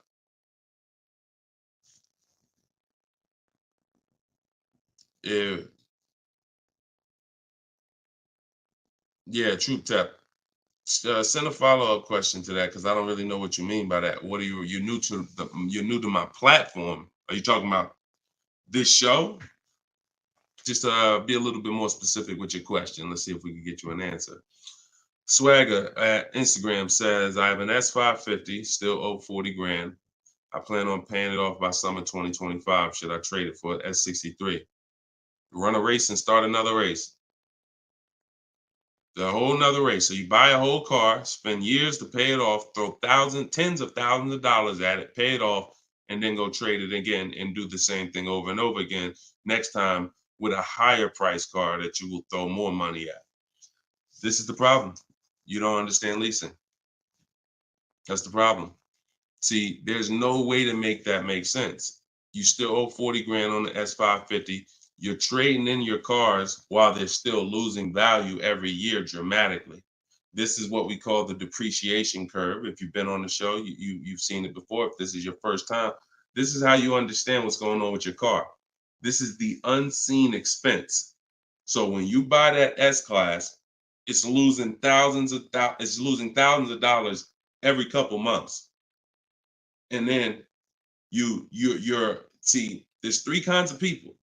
People who get great lease deals. Well, I'm not going to say that. People who lease, people who buy and keep long term, and they keep long term so that they can avoid the depreciation. And then there's people who are stuck in this middle right here. This is 2 years, 3 years, 4 years, 5 years, 6 years, all right here, when your car is losing the most money. So what you do is, see, it has nothing to do with how you paid for it. You can pay cash, doesn't matter. When you take a loan, now you're financing this depreciation and you're losing more. But when you say, all right, I bought this S-Class, now for the next 6 years, it's going to lose tens of thousands of dollars, and then I'm going to turn around and I'm going to trade it. You never get to a point like where you can win for the purchase. See, some of you have been taught paying off the car is the win. No, it's not. Paying off the car is not the win, because if the car is still losing value like this, if this is the way it's still depreciating, and you get rid of it anytime while it's like this, you lost. You lost. The key is to keep the car so where the depreciation starts to look like this. So now, if you were here and you had a 10-year-old S-Class or 11-year-old S-Class, maybe it's worth 10 grand. And maybe a year from now, it's worth 9,500. It's not losing that much value anymore. You outlived the depreciation. That's when you win. That's the purpose of the purchase. There's nothing else important about purchasing because it's expensive. There's nothing else important about purchasing. No other benefits, in my opinion, about purchasing other than I can get to the point where I get here. I can pay off the car. What does that matter? It's still depreciating. I'm losing thousands. Now I'm gonna go trade it in, and I'm not gonna get anything for it because I'm replacing the car in its deepest depreciation phase. And I just haven't learned about leasing. I was taught not to lease. So that money you're tying up, when we were in Mercedes, a great deal on an S-Class. A great deal on an S-Class would probably be, they did them a couple times a year, probably could get one for about 13 and change. That was like a great deal, right? So 13 and change, you're talking, dividing that into the MSRP, which was about 110, and you're talking, okay, 1.2, 1.25, 1.3% lease on an S-Class, great deal. Now, y'all know I always teach the steal is under 1%. You're really not going to ever see an S-Class lease under 1% unless they just really want to get rid of them, but that's really never going to happen. 1.2, 1.3, 1.5 is the max. You're paying too much for a car you're leasing. But I want to give you a scenario. At $1,500, you're still under what you're paying for your car. See, because if I walked in and I wanted to lease a brand new S-Class, if I lease it and I'm paying $1,400 a month, then I'm driving a $115,000 vehicle, right? Now, if I decide I'm gonna buy that same $110,000, $115,000 vehicle, every $1,000 is about how much per month, everybody, if you know. Some of you seen the video, some of you talk. Every $5,000 on a that you're gonna borrow on a loan is about how much per month? $100. Exactly. So when you look at a $120,000 vehicle, 115, that's a payment of $2,300 a month. No money down. See, we don't talk money down because money down confuses you. In a lot of cases, it confuses you. When you look at the deal with no money into it, no money, now you can start to see how much money you've kind of been missing. Evaluate the deal with no money. Then you choose to put money down if you want, but you evaluate it with no money. So now you got a brand new S-Class, great deal on a lease, $1,400 a month. You gotta buy that to purchase the same exact S-Class, $2,300 a month. And then you get people who might be like you, who say, you know what? I ain't gonna get a new one. You haven't learned about leasing yet. You say I ain't gonna get a new one. I'm gonna get a pre-owned one. I'm gonna get a pre-owned one. And you look to get, instead of paying 115 for a brand new one, you look to get it for somewhere probably around 70. You look to get it for somewhere around 70. Every 5,000 is $100 a month. What's 70,000 cost on a payment, y'all? Every 5,000. So you're talking 50 grand, another 20, that's 400, that's 1,400 a month. That's 1,400 a month. So put these numbers together. Great deal on a brand new S-Class. 1,400 a month, leasing it. Great deal on a brand new S-Class, buying it. 2,400 a month, no money going into these deals. Great deal on a used S-Class, 70 grand, 1,400 a month for 5 years. Now, here's where we jack it up. Oh, well, I'll just put some money down. I'll put like 15 grand down. I'm going to take a 6-year loan, God forbid, 7-year loan, stretch the payment out, try to get that payment around $1,000 a month. You don't realize you can't change the numbers by putting more money into it. That doesn't change the actual overall. If 15 grand comes out of your pocket up front, that doesn't change the fact that of the numbers. That's why I break down the scenarios with no money down going into them. So what I would say, if you need to decide if you're going to keep the S-Classes long term, then you should be buying them. If you're going to keep them 8+ years, then you should be buying them. But if you're not keeping these cars 8 years, then you should be shopping for great lease deals because you're just throwing thousands and thousands of dollars away. Same price you paid, same money that came out of your pocket for the last couple years to drive that used S-Class, you could have been driving and leasing a brand new one. And I know what comes with a used S-Class, brother. I know it. Been with Mercedes. I was with Mercedes 5 years. I know the maintenance. I know the brake replacements. I know the service Bs. I know how much it costs to have an S-Class pre-owned, no warranty, and everything that happens is on you. So we're not even taking into account the maintenance and the repairs that you have to put into that S-Class that you wouldn't need to put into a brand new one that you leased if you just stopped listening to people who told you that you shouldn't lease cars. No doubt about it. So that's the best advice I could give you, brother. All right, go ahead, Dolan. Shoot the next one up. Use your pointers to get a new 24 GV80 Genesis. Salute. Enjoy it, Austin. Great deal. That's what I did. I worked the deal, no money down, got them the low, then hit them with the down payment, plus went and pre-approved. There you go. There you go. See, you're able to understand when you're shopping with no money down, no money going into the deal. Don't show me what anything looks like putting money into the deal. We determine if we want to put money into the deal later. Shop, get the best price on the car. Find the dealer who's going to get the best price on the car. Then we'll work out the finances. Then we'll work out the details. Most people go right to the, all right, what's the monthly payment? All right, what should it, how much should a brand new GV80 be? Depends on who you buy it from. Depends on what they sell it to you for. First things first, we got to find a dealer that's going to sell us the car for the lowest price. Good job, Austin. Congratulations, man. GV80 is a nice vehicle. Enjoy it. How much should CPO normally charge? How much should certified pre-owned normally be charged for Genesis G70?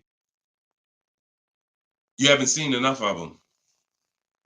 So if I'm looking at a used, so example, I got a 2020 Infinity truck that I got year and a half ago.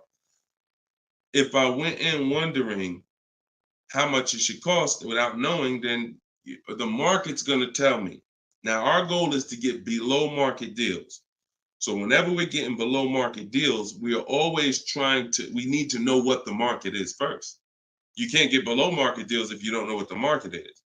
So when we're getting offers on new cars, it's easy because we can see what the market is with all the offers we get. We get 5 offers, we get 7 offers, we can see what the market is. And we can see the low side of the market, we can see the high side. You got to do the same thing with used cars. And you go on every marketplace, we use 8 of them. We use cars.com, Driveway, Carvana, CarMax. Some people say, oh, CarMax is, if they're, listen, I don't care if CarMax is overpriced 90% of the time. The 10% of the time that they're not, they're going to be in the runnings. You know, it's like Best Buy.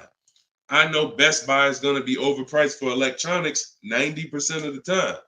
But when I needed to get an iPad for my wife, Best Buy had the best price. So if these people need to be in the runnings or you're going to overlook some savings. So yeah, we'll look at, CarMax, Driveway, Carvana, Carfax.com, Cars.com, Auto Trader, Car Gurus, eBay Motors. So we're looking everywhere there used cars. And then we're going to look and we're going to sort by lowest price to highest price to see where the low side of the market is. Then we do our narrowing down. I need to know what the low side of the market is. If it's 24, if it's 4, when I was shopping for my truck, the low side of the market was 30 to 31 to 32. That was the low side of the market. So when I saw it and I narrowed it down based on Carfax. This is how we narrow it down. This is my system. All in my book, all of what I teach, all of my live shows, this is our system. Narrow it down by title history, then service records, then accident history. Then we need to check the original MSRP. Can't get a good deal on a used car without knowing the original MSRP. How you gonna do that? Who's bought a used car in their life? Type the letter U. If you bought a used car in your life, type the letter U in the comments. Anybody who's bought a used car, type the letter U.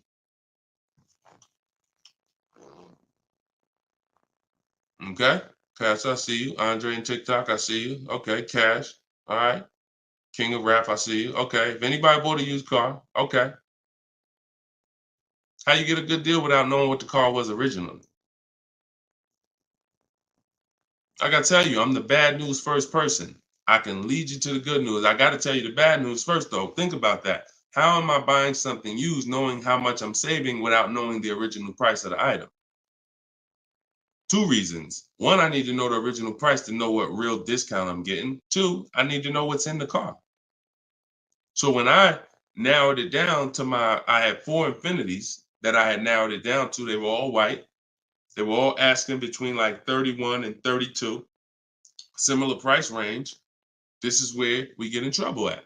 I pull the original window stickers of the cars.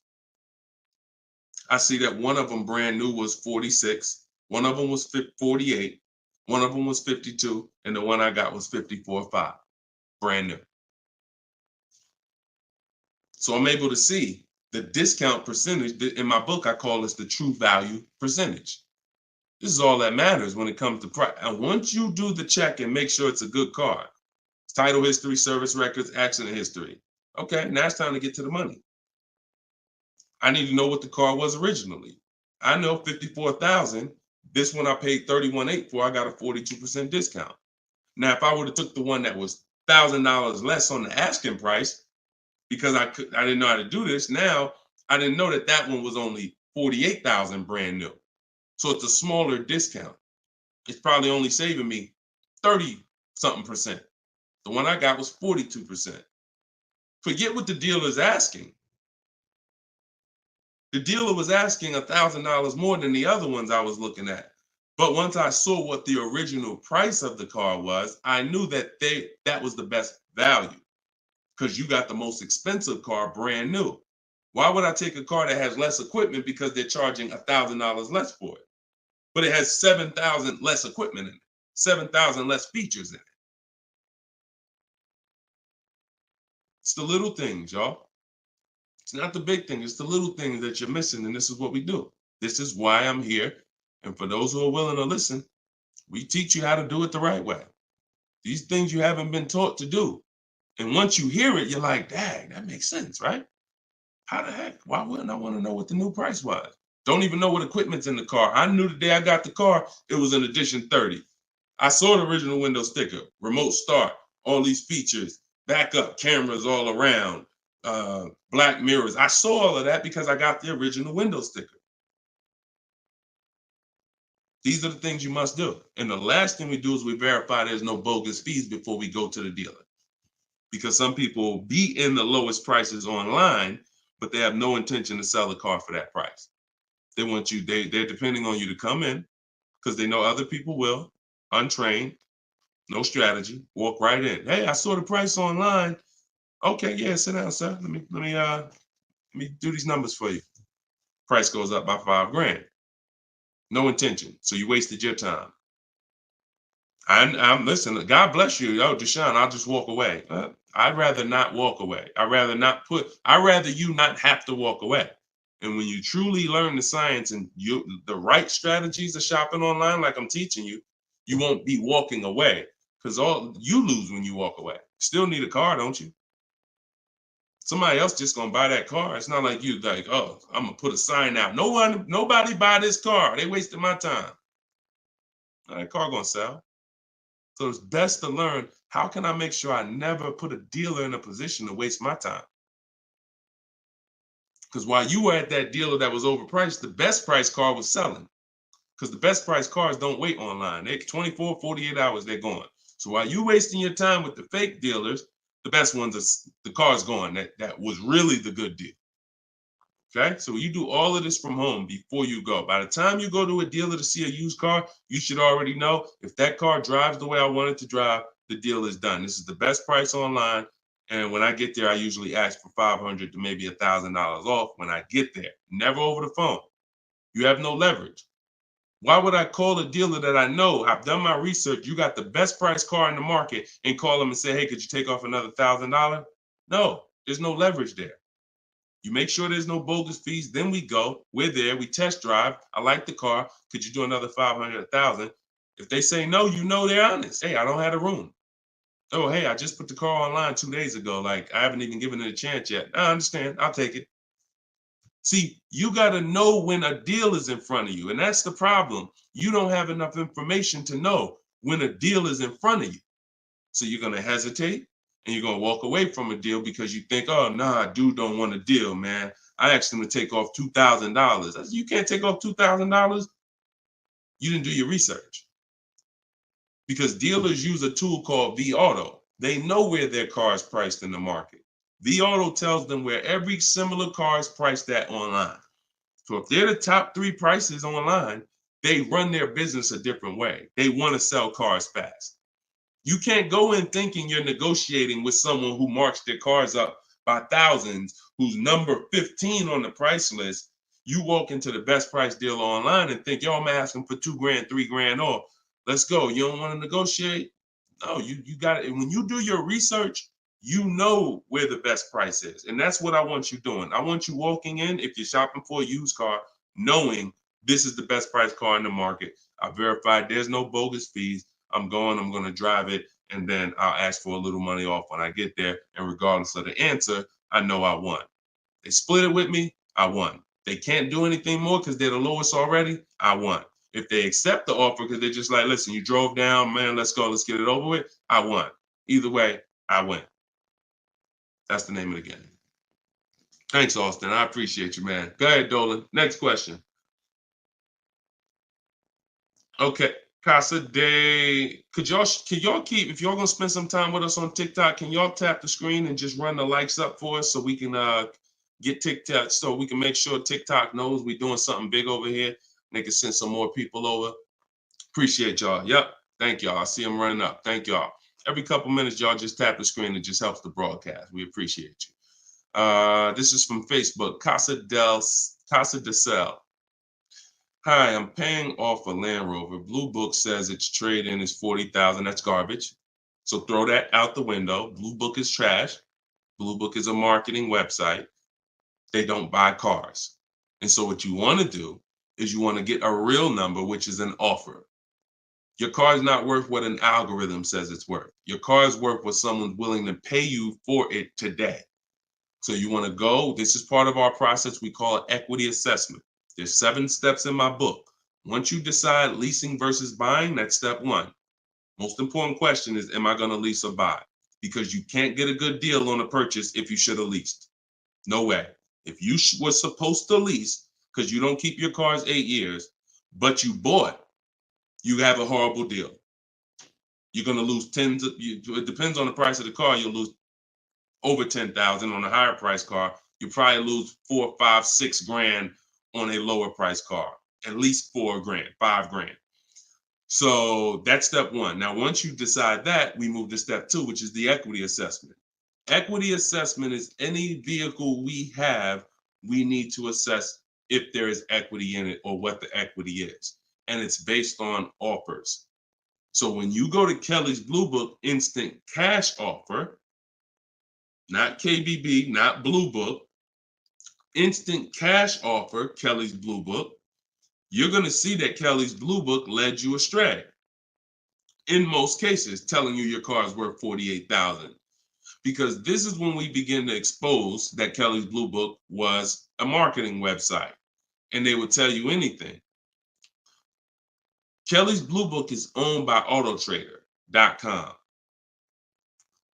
What they began to do maybe 7 years ago is they begin to buy cars. So they didn't just give you there was a little button on here that says, we'll make you a cash offer. And I would do this with people in the dealership when I was there. They would come in and say, hey, Blue Book said my truck is worth $48,000. I said, oh, really? Well, and I explained to them that Kelly's Blue Book is an algorithm site, but they do have this feature where you can click a button and you go through a nice 5-minute appraisal and they'll make you an offer themselves. So now let's go through this and let's find out what they're going to offer you. And you go through the 5-minute appraisal and they make you a cash offer, and it's usually $2,000 to $3,000 less than what they told you your car was worth. So they'll send you into a dealer fighting for a number that's not real, and you're looking unresearched, unaware, walking out saying, oh, well, I know my car's worth 48. So that's why we don't use them. And again, the offer you're going to get is from them. So it's not even like, well, oh, we don't use Kelly's Blue Book. And then, no, we use Kelly's Blue Book, the instant cash offer tool. And you're going to use that. You're going to use CarMax. You're going to use Carvana. You're going to use Driveway. You're going to use AutoNation, Sell My Car. And you're going to use Car Guru, Sell My Car. And this will take you about 20 to 25 minutes. You're going to get 6 offers because everything we do is a bid. And then you'll know what your car is really worth.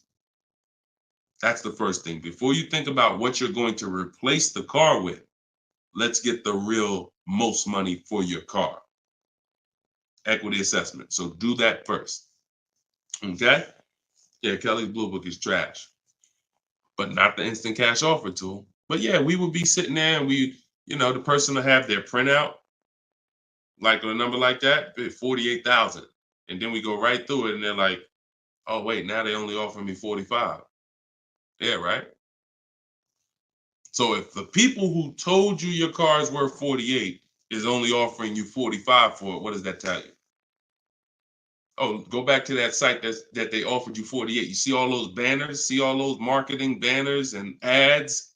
Yeah, that's why they need millions of people to come there to have that make sense for them. All right, go ahead, Dolan. Next one.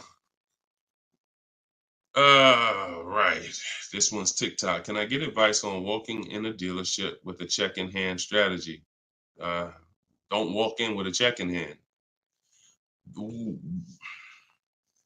80% of deals are overpriced, Andre. You can walk in with a check in your hand. If you get somebody who's really good, they're going to take the check. And that's the mission. Get that check out of your hand into our bank account. And if you're dealing with an 80% dealer, you lost. See, again, I'm giving you boundaries so that you can understand. If you break the boundaries, if you choose to go over the boundaries, that's fine. But I've been doing this for a very long time, and everybody that knows me, everyone that's close to me, be it here in New Jersey or be it in my group, they know that I'm the person who helps you save the money on cars. I would put my money against anybody that I'll get a better deal than you. Now, if you're shopping, I wouldn't put my money against any of my people who learn from me. Anybody that learns from me, I wouldn't bet that I could get a better deal than them. If we got the same time frame, we're gonna get about the same deal. But somebody who has no strategy, just shopping, going into dealers, I'll put any amount of money. I bet you $1,000 today that I get a better deal than you without even leaving my house. So I want you to be in that position because you don't know who you're dealing with. If you're in an 80% dealer, they knock off $3,000 for you, $5,000. You think you won? Look,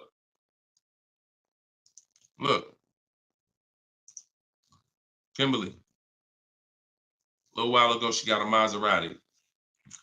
Posted this in the group. It was a $91,000 Maserati.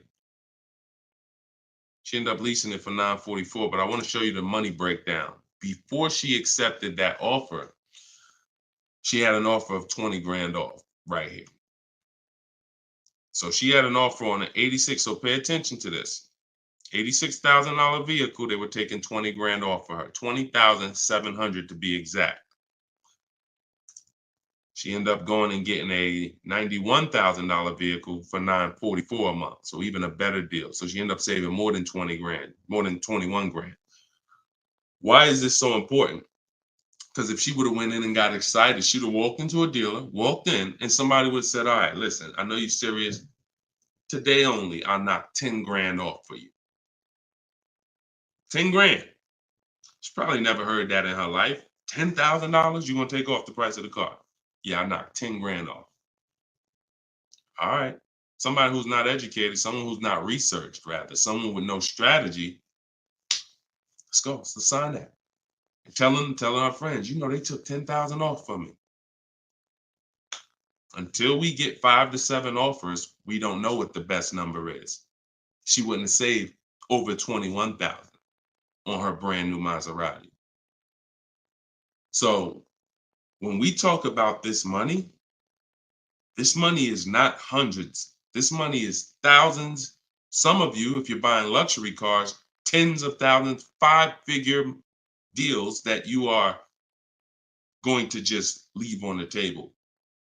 Going in, that's some 1990 joint. Oh, walk in, check your hand. Yo, I got a check. Who wants to sell me a car? 1990. You're doing the same things that someone in 1990 did. Let that sink in. So what do?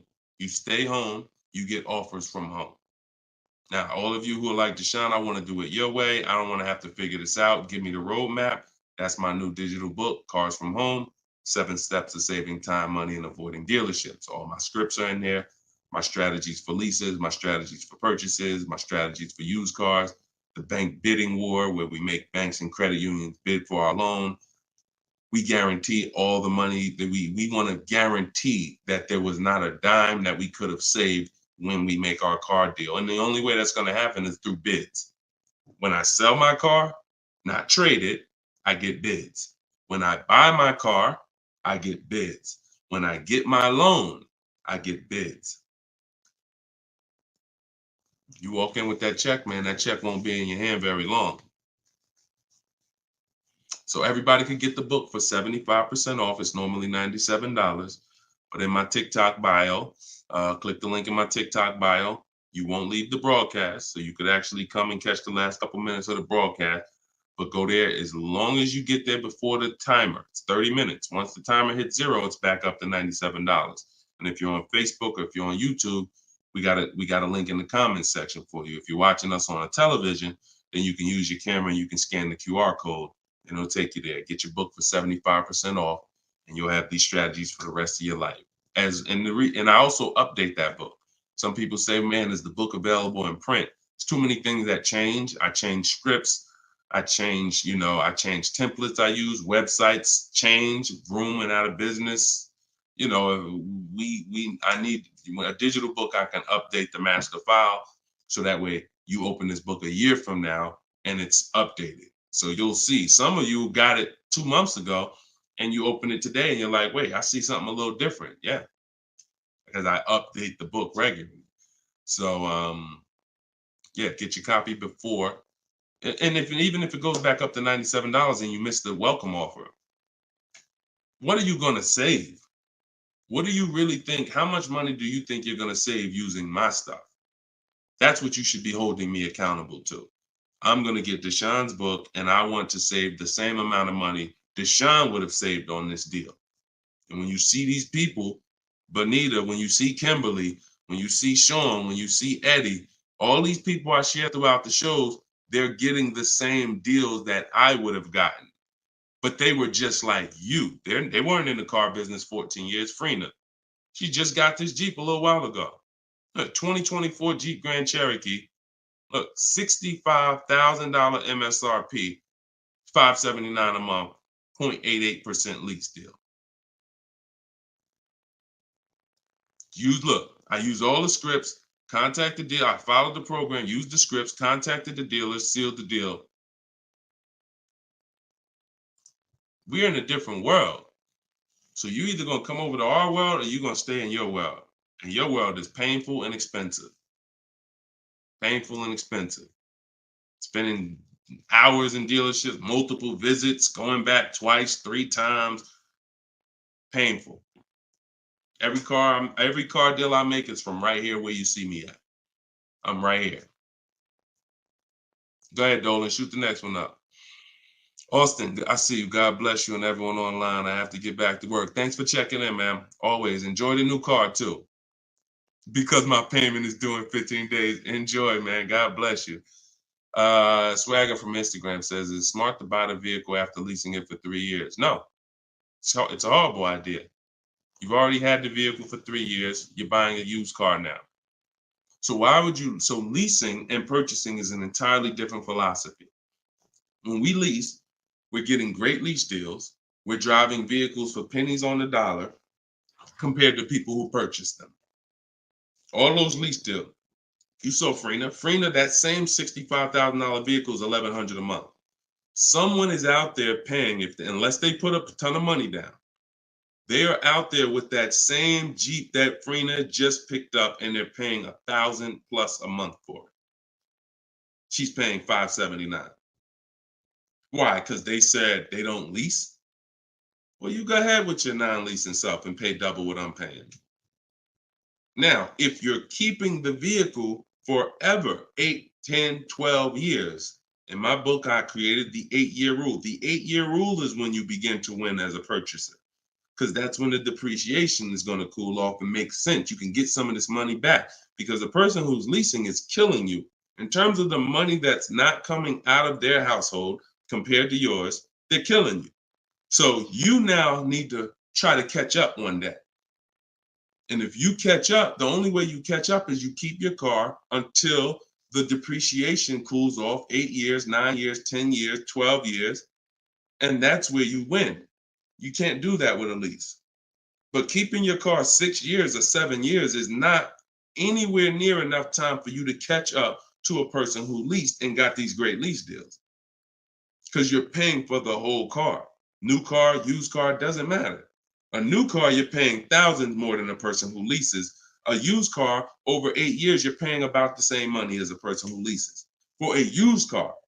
So by the time you go and replace that car, if you kept it 8 years, your car's already 11, 12 years old, 13 years old. Person who's been leasing been driving brand new cars.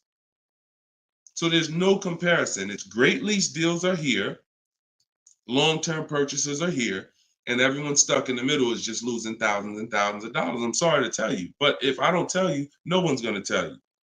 You buying cars, trading them in 4, 5, 6, 7 years, when they're still depreciating heavily, you're losing compared to people who purchase and keep long-term and people who get great lease deals. You're losing thousands. If you buy your lease, now you're switching and saying, okay, why do I want to buy a used car now? Because that's all buying a lease is. Let's take let's take the aspect out of it that complicates it. When you are buying your lease, you're buying a used car. That is it. Except you don't have to go search for it. It's right there in your driveway already, and that's the only difference. So what makes you say I'm going to stop leasing to buy a used car? You'd have to be saying I'm ready to keep something long term, 8, 10, 12 years. So if you're ready to keep something long term, then buy it. Because you're going to need to be committed to keeping it long term because you've already been driving it for 3 years. You've already been driving it for 3 years. So where are we actually going? You're going to look up in 3 years, 3 more years, and you're going to say, Dad, I had this thing 6 years now. Now, if you're like most people who buy their leases out, you're going to take a 6-year loan. Because in order to get a comparable payment to what you were paying for your lease, you're going to need a 6-year loan. So now you're going to look up that, just so you know, 6-year loan plus the 3 years you leased it, that's 9 years. Same car. Same car. So you're paying on the same car for 9 years. And then you look up in 3 more years and you're like, man, you know what? I'm ready to get out of this. Still got 3 years of payments left. Only scenario where you can pay on a car for 6 years, turn around and still have 3 years of payments left is when you bought your lease. Makes 0 sense. Makes no sense. Unless you're keeping forever. That's a different story. You want to keep it till the wheels fall off, then buy the lease. It's the only way it's going to make sense because you're paying so long on a car, the same car, you better be keeping it long enough to have it make sense. And that's not 5 more years. Your loan ain't even paid off in 5 more years. Buying your lease is a horrible idea for most people. Horrible, horrible, horrible idea. And it's just because what you don't want to shop. You don't want to shop. You don't want to get in the market. You old strategies, you're scared. New way, sitting at home, get bids, let the deals come to you. Because that's what I see. I saw tons of people buy their leases for the last 3 years because they were just scared to shop. Oh, it's not now here. I don't want to. We've been making deals since the pandemic. Deals been out here for people who shop and know how to get deals. So unless you're changing your whole philosophy, I'm stressing to you how bad buying your lease is. All right. This one's Instagram. If I'm searching for a car, but I want a specific trim, should I search the entire market for only that car and the trim level I'm looking for? If I want a specific trim, that's the reason why I use the 25 to 5. 25 to 5 strategy in my book is what we do for new cars and leases. Because when you walk into 2 dealers, it's another reason about not shopping this limited way anymore. If you're shopping from 2 dealers, all you have is what they have. If 2 dealers don't have the trim, you ain't got nothing. When we reach out, we're connecting with 25 dealers online. So if that car is out there, I'm giving 25 dealers. I'm shopping out of 25 dealers inventory. So if no one has it out of 25 or only 1 or 2 have it, now I know that car is just super rare. Or maybe it's about to sell out. Maybe it's like that happens sometimes where like the 2024s are all gone, but the 2025 haven't come in yet. There's only a few 2024s left. But yeah, I mean, we shop wide. We shop wide. Several people who are learning from me and you're getting deals, they drove. A lot of those people that I showed you throughout the show, they drove 45 minutes, an hour, hour and a half to get to the vehicle when they're picking it up. Look at Sean. Sean specifically And this is how important. I'm gonna let someone else tell you why shopping this way is the best. Because he said, look, he saved. I said you're saving over 20 grand with the discount and the rebate. But the only way to know is this the best deal is to compare to the other offers. Because again, I don't know if you could look. I sold a Maybach back in 2015. It had a $20,000 rebate on it. So I don't know if the rebates is 15. What if they got a $20,000 rebate on that? Now that was a $260,000 vehicle, but still, you just never know. So I said, if you're going to compare that, you're going to compare offers. He said, yes, I got about 15 quotes. He said, I couldn't find anything under MSRP. He ended up expanding his search to 150 miles to find this deal. So he's driving probably 100 miles somewhere. I doubt it's all the way 150 miles, but maybe he's driving 100, 120 miles. But look what he's saving, 20 grand. So we don't do local because you only buy your car once every couple of years. So you buy your car from who makes you the best offer. You service your car from where it's the most convenient. Yeah, we drive to get our deals because most of the time the dealers that are near you, they feel like they own you anyway. So when they see the zip code, they think, oh no, we don't have to make, this person's local. This person's 20 miles away. No, we're not gonna do nothing crazy.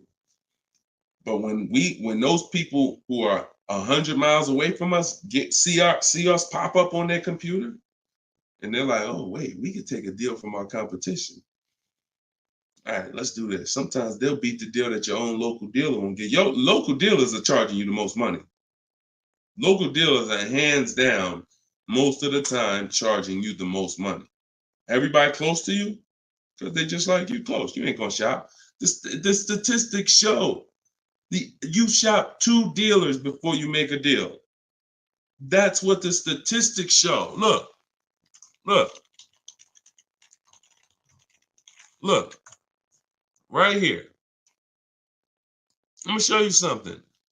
When I tell you, look, no offense, I wouldn't be trying to help you if I could, but I gotta keep it real to you. This is all stuff we know about you. Look, how many dealers does the average person visit before buying?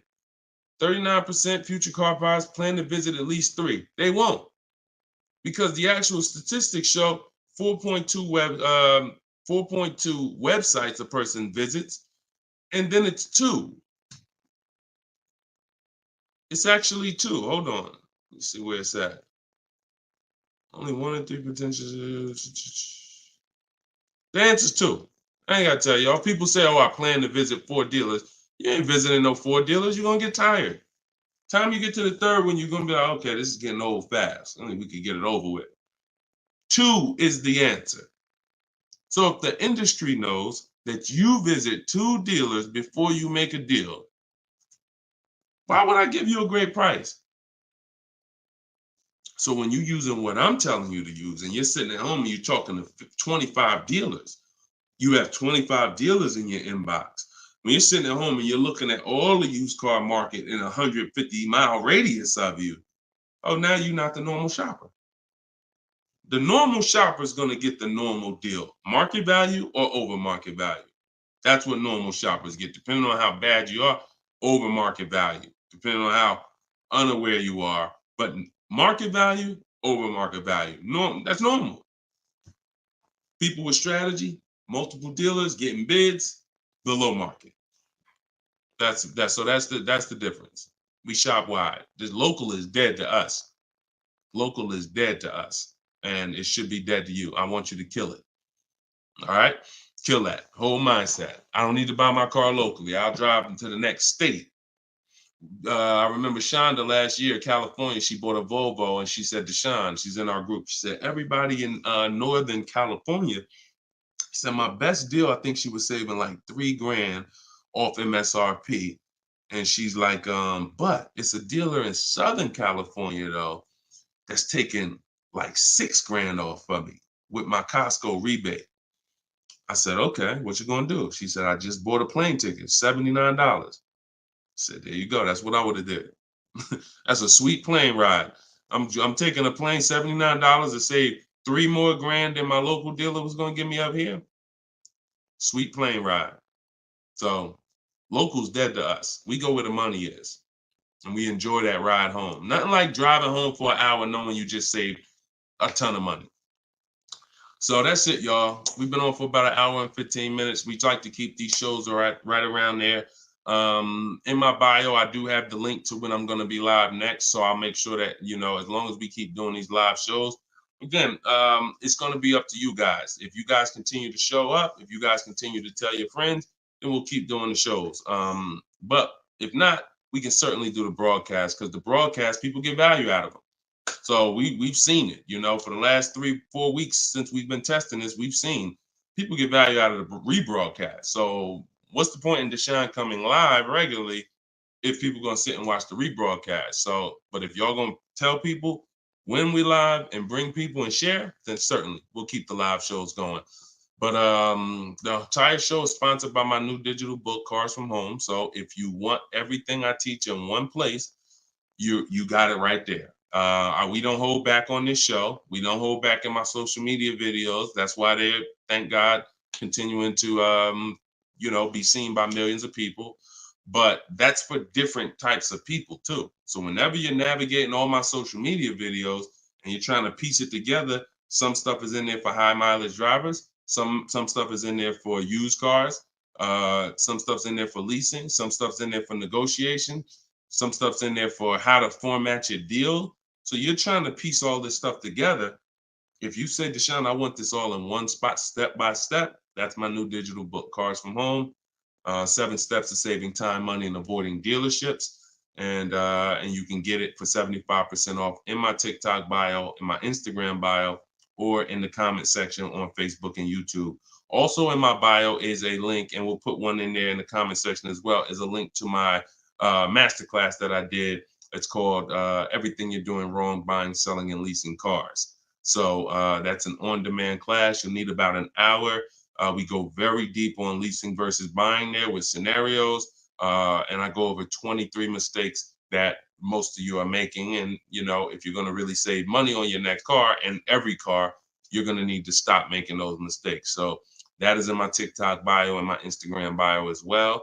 And you can certainly just get in where you fit in. I make the information available. Get it how you want it. Just get it. All right. I'll see y'all on the next show. God bless you.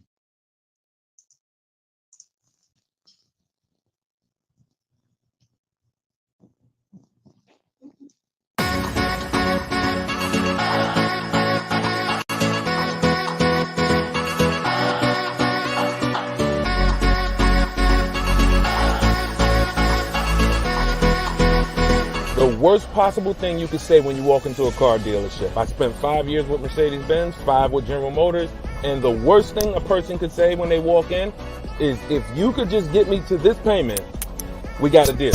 So your loan's probably still like 19, which means you got to pay to get out. You're upside down. It's called negative equity.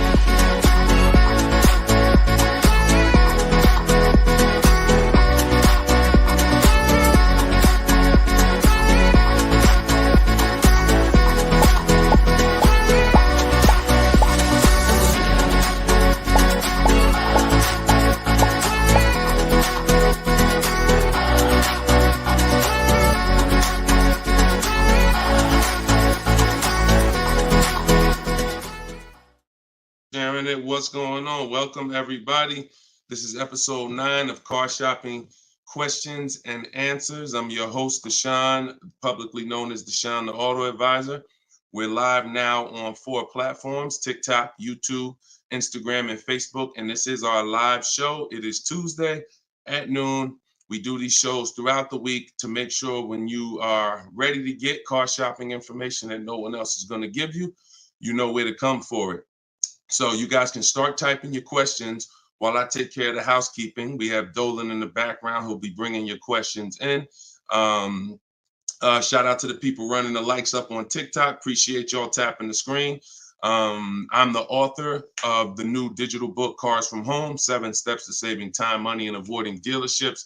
And I feel it's only right to start this show with two reports I got, which were great. I had somebody write us and talk about the deal they got on this 2024 Mazda CX-90. MSRP was $44,820. They got a $6,500 discount from home. Shout out to you, Tiffany. I appreciate it. This is what we do. And when we think, when we launched this live show a few weeks ago, my plan was to, my prayer rather was that people would take the book, use the book, write me your success stories so we can feature you here and feature your deals. These are below market deals. These are not advertised deals. And she got this by handling the process from home, getting multiple offers like we teach. We also had Barrett write his review on Goodreads. So we were 4.94, almost 5 stars. Book is outstanding, a must-have for anyone seeking to buy, lease, or even sell a car. It's presented in a very professional, easy-to-follow, step-by-step manner that covers every situation from buying, leasing, cash, credit, good, bad. Although I purchased and leased several cars in my lifetime, I learned new tactics to obtain the best value for my money, and it even has a wish list, yes, to help you separate your wants from your needs. Come on, Barrett. Appreciate you so much. Everybody who wants to get your copy of Cars from Home, it's normally $97, but for the next 30 minutes, you can go to my TikTok bio or my Instagram bio, or we have a comment pinned for you guys on Facebook and YouTube, and you can get your book for 75% off. So you won't pay the normal $97. You'll pay $24. But once that timer hits 0, your price is $97, which is still a great price. So now that the housekeeping is done, we can start with the questions. And if you got the first one, Dolan, feel free to bring it in while I put the banner up for those who want to get their book. Okay, is it better to shop online or in person? Well, you have no leverage in person. In person, you're competing with a person who negotiates every day, 2-3 times a day throughout the week. You're no match. I don't care how good you think you are. The best trained professional is just going to be better than you. And that's because they do this every day. Now, the second reason it makes no sense for you is because from a leverage position, you can't put them against their competition. You don't know where the real bottom is. And so you're going to overpay. And even if you get a good deal, who's done this? Be honest. You leave the dealership and you're like, you think we did okay? You think we could have got a little bit more? Think we could have got a little bit more off? That's called buyer's remorse.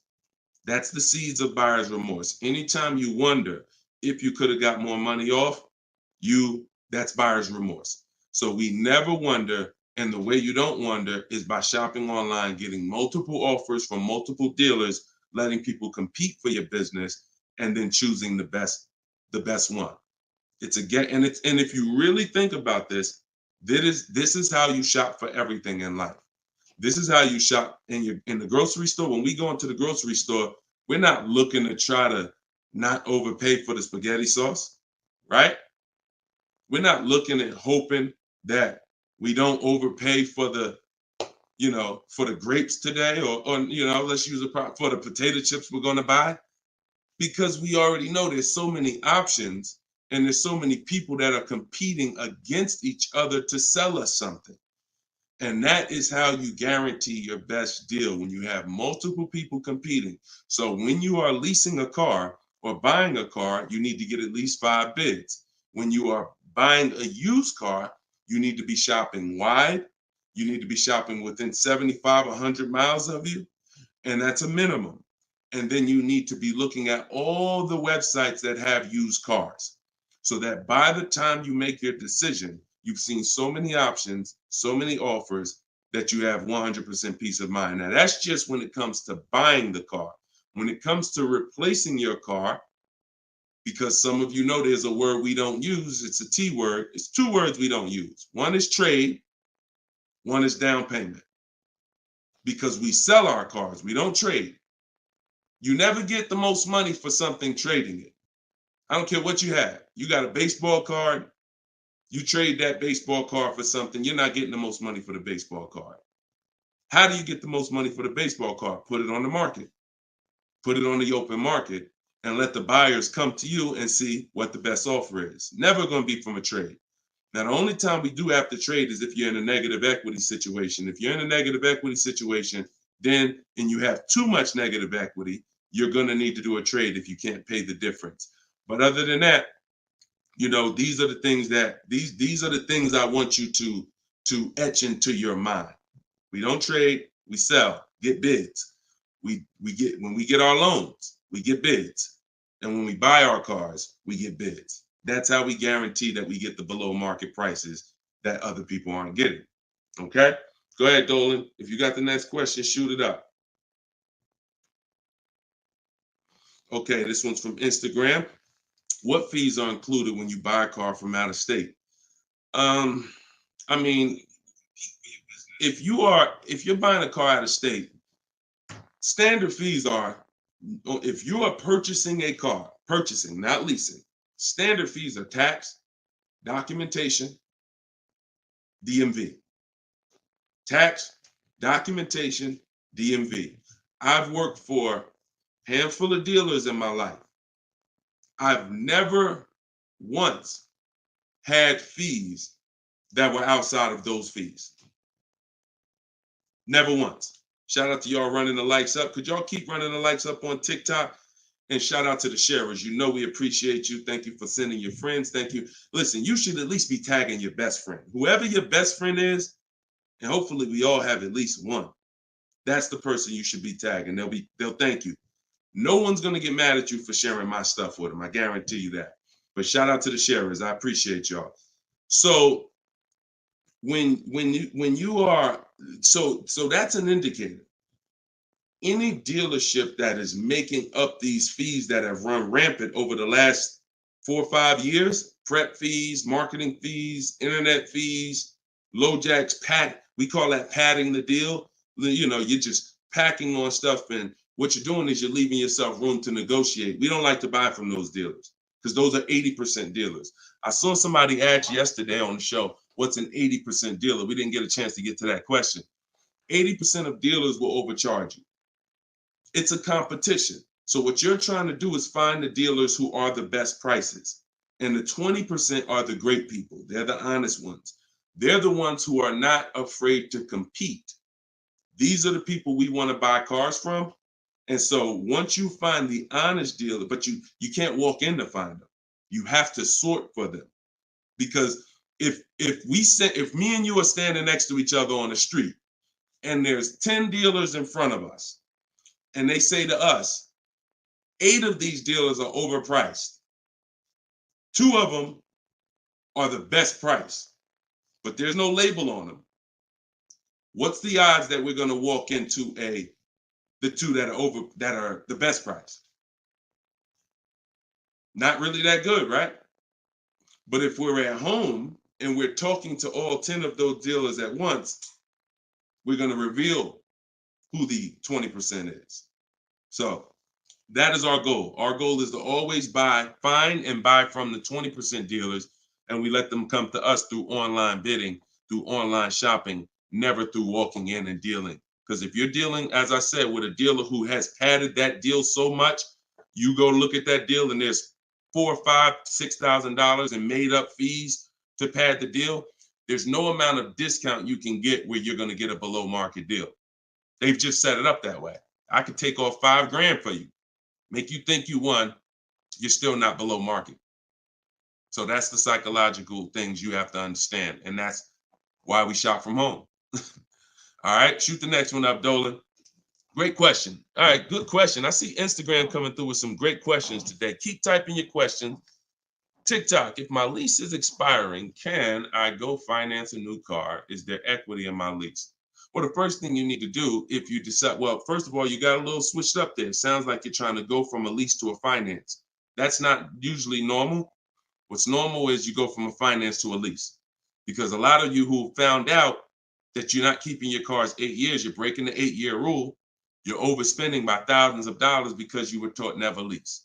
So a lot of you have found out over the last couple weeks of shows, or maybe you watch videos, or maybe you went to my masterclass and you found out that that was bad advice. Not only was it bad advice, it was very expensive. It has cost you more money than you should even calculate. It doesn't do you any good to calculate how much money you lost not leasing when you're not a long-term person. But that's the more common path, finance to a lease. To go from a lease to a finance is a different mindset. You go from getting cars, paying a very small amount to drive brand new cars, and then transitioning to a finance. So first step, my process is 7 steps. The first step is always to choose leasing versus financing. Good. Thank you, Mr. Silva. I appreciate you. Shout out to everybody tagging on TikTok. Appreciate you. That's the first step. I call that the most important question. So for everybody's on here who's car shopping, if you're car shopping now or you will be in the next 12 months, type me in the comments. Everybody who is car shopping right now, or you're going to be car shopping in the next 12 months, type me in the comments. And I'm going to give you the first word. And I want y'all to always, when you come on this show, be prepared to dialogue. Like, be prepared to dialogue. Have your hand by your keyboard. You're going to learn a lot more engaging in the dialogue than you will sitting back and just listening. Active learners learn better than passive learners. Okay? So now, all of you who said me, I want you to ask yourself, how many years are you keeping the next car? Because this is the lease versus finance question. This is the lease versus buy. I'm not going to say finance because some of you are going to pay cash. This is the lease versus buy question. How many years are you keeping the next car? Gary said forever. Okay, there we go. So that's a good indicator till the wheels fall off, Joseph on Instagram. I see you. Okay, here's the question. 72 months. Okay, that's 6 years. You shouldn't be buying, Frankie. And I'm going to tell you why in 1 second. As long as it lasts. Now, when you want to try to get a little bit more specific than that, because sometimes you'll buy a bad car. It only lasts 5 years, where if we know we're going to keep this thing long term, we want to make sure we buy a car that's a quality car. That's what we want to make sure that we do. Buy a car that's a quality car. All right. So let's do, okay. So all of you, if your answer, I see you, Andrew, you 6, I see Teresa 10. Okay. Now, here's the rule. I call this the 8-year rule. The 8-year rule is based on when cars lose the most money. So it's not based on, see, some of you have been taught you pay off your car, get the title, do whatever you want. You want to trade it in, do what you want. I'm here to tell you that that's cost you because you don't understand the unseen expense. And the unseen expense is the one that's hurting you. That's depreciation. So the first thing you're trying to get when you're deciding I want a car is, how am I going to avoid big depreciation? Big depreciation. You buy a car for $30,000 today. What is it worth in 3 years? Even if you don't drive it. See, this is these are the things that you've been, oh, well, I want to buy a car. I drive as much as I want. But even if you don't drive a car, if I sat a car right outside your house right now and said, Lily, this car is worth $30,000, and you said, Deshone, I don't need a car. I already got a car. And I said, but it's yours. Here, it's yours. It's worth $30,000. You don't drive it. You come back a year later. What's that car worth? Told y'all, stay by the keyboard. What's the car worth? See, we're going to dispel this myth right now, because some of you don't understand, because of what you've been taught, that you think, oh, if I buy a car, I could drive it. I don't pay for the mileage. I'm going to show you that not only do you pay for the mileage, you pay even if you don't drive it. See, look, Alvin said 24. Look, didn't drive it 1 mile. Days on Instagram said 24. Look, didn't drive it 1 single mile. That's probably accurate. So think about that. If that's many people will mention depreciating assets. That's a very common word, but we're now going deep on what that actually means. Depreciating asset means I purchase something, I acquire something, whether I use it or not, it's going down in value. If I use it more, it goes down in value more. So the first foundation that you need to get is leasing versus buying. This is why if you don't lease, but you should have leased, there's no way to get a great deal. Because when you get great lease deals, some of you seen Danielle. Danielle got an Audi A3, $44,000 car. She's paying $550 a month, no money down. So that's Danielle. So when you consider what that car would have cost her if she purchased it, no money down, probably would have cost her about $900 a month. $900 a month. Every 5,000 is about $100 a month, depending on interest rates. 5-year loan. So foundation. So what you're trying to do is avoid the depreciation. Y'all know when I break this out, y'all know what this means. Some of you, if you're new here, you may not know, but this is what this means. This is how your car loses value year 2, year 3, year 4, year 5, but then it starts to level out. And what you want to get to, forget paying off the car. You could have paid cash for it. Doesn't change this. Deshone, I got a loan on it. Doesn't change this. This is the actual asset value. This is the car's value. Forget the loan that's attached to it. This is the car's value. So your goal in purchasing, if you want to avoid this, see, some of you buy cars, trade them in here. Trade them in here. That's 2 years, 3 years, 4 years. You're trading the cars in when they have lost the most value. And that's a losing formula. Now, there's 2 ways that we avoid this. One is long-term ownership. Who has a car outside? They've had it for more than 8 years. More than 8 years. Type me if you have a car in your driveway or in your household, you've had it for more than 8 years. Type me. I see you, Gary. Okay. Okay, I see you, Sergio. All right, more than 8 years. I see you, 12. Now, this is where you win. Here's why. Your car is no longer losing value like this every year. Now it's only losing a little bit. Now it's only losing a little bit. You beat depreciation. See, the goal with a purchase is to beat depreciation, not pay off the car. You could pay off the car and still lose to depreciation because you replaced the car in the early life cycle. So if you are not buying the car with the intent to keep it long term, 8 years, there's no comparison to a person who's leasing. So there's 2 sides. One is the people like Danielle. One of the people who are like, Deshone, I'm not keeping a car 8 years. You should be shopping for aggressive lease deals, not normal lease deals, below market lease deals. That's what I teach. Or you should be purchasing, getting great deals, below market deals on purchases, new cars, used cars, with the intention to keep them long term. That's it. So that's all step 1. I call that the most important question. That my book is broken down into 7 steps. It's called Cars from Home, 7 Steps to Saving Time, Money, and Avoiding Dealership. Step 1 is the most important question. That's what we just hit on. It's the leasing versus buying, because you need to pick a side and you need to have a long-term plan based on what side you're picking. You can't be stuck in the middle. Stuck in the middle, you're going to lose all the money. You lose all the money stuck in the middle. Purchasing cars, flipping them in 3, 4, 5 years, you're losing all the money. Buying your leases out at the end, you're losing all the money because you're mixing the 2. Lease or buy long-term. This in the middle right here, that's the danger zone. Everybody clear on that? If we're clear, type clear. If we're clear, type clear. All right? This is Monday's live show. But wait, what day is it?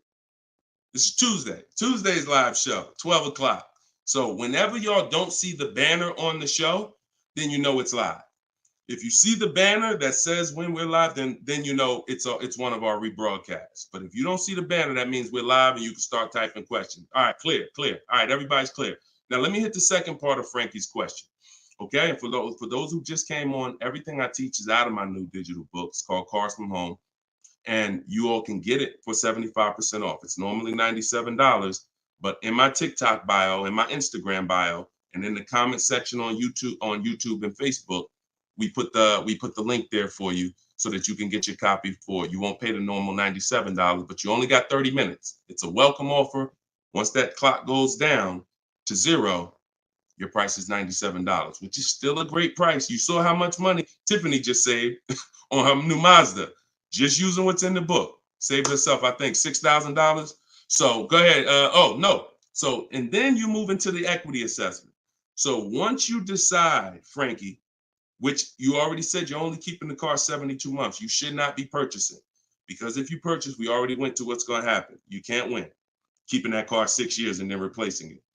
So you should now be doing your equity assessment, which is calling your bank, get your payoff, and then you're going to go to the cash buying websites. Don't use algorithm sites because they're worthless.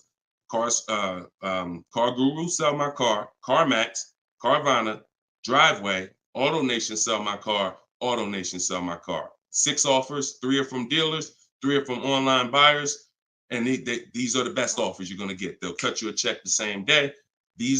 That's our bidding system. That is how we do our equity assessment. We do not trade our cars in because we're not going to get the money that they're worth trading, which I hit on earlier.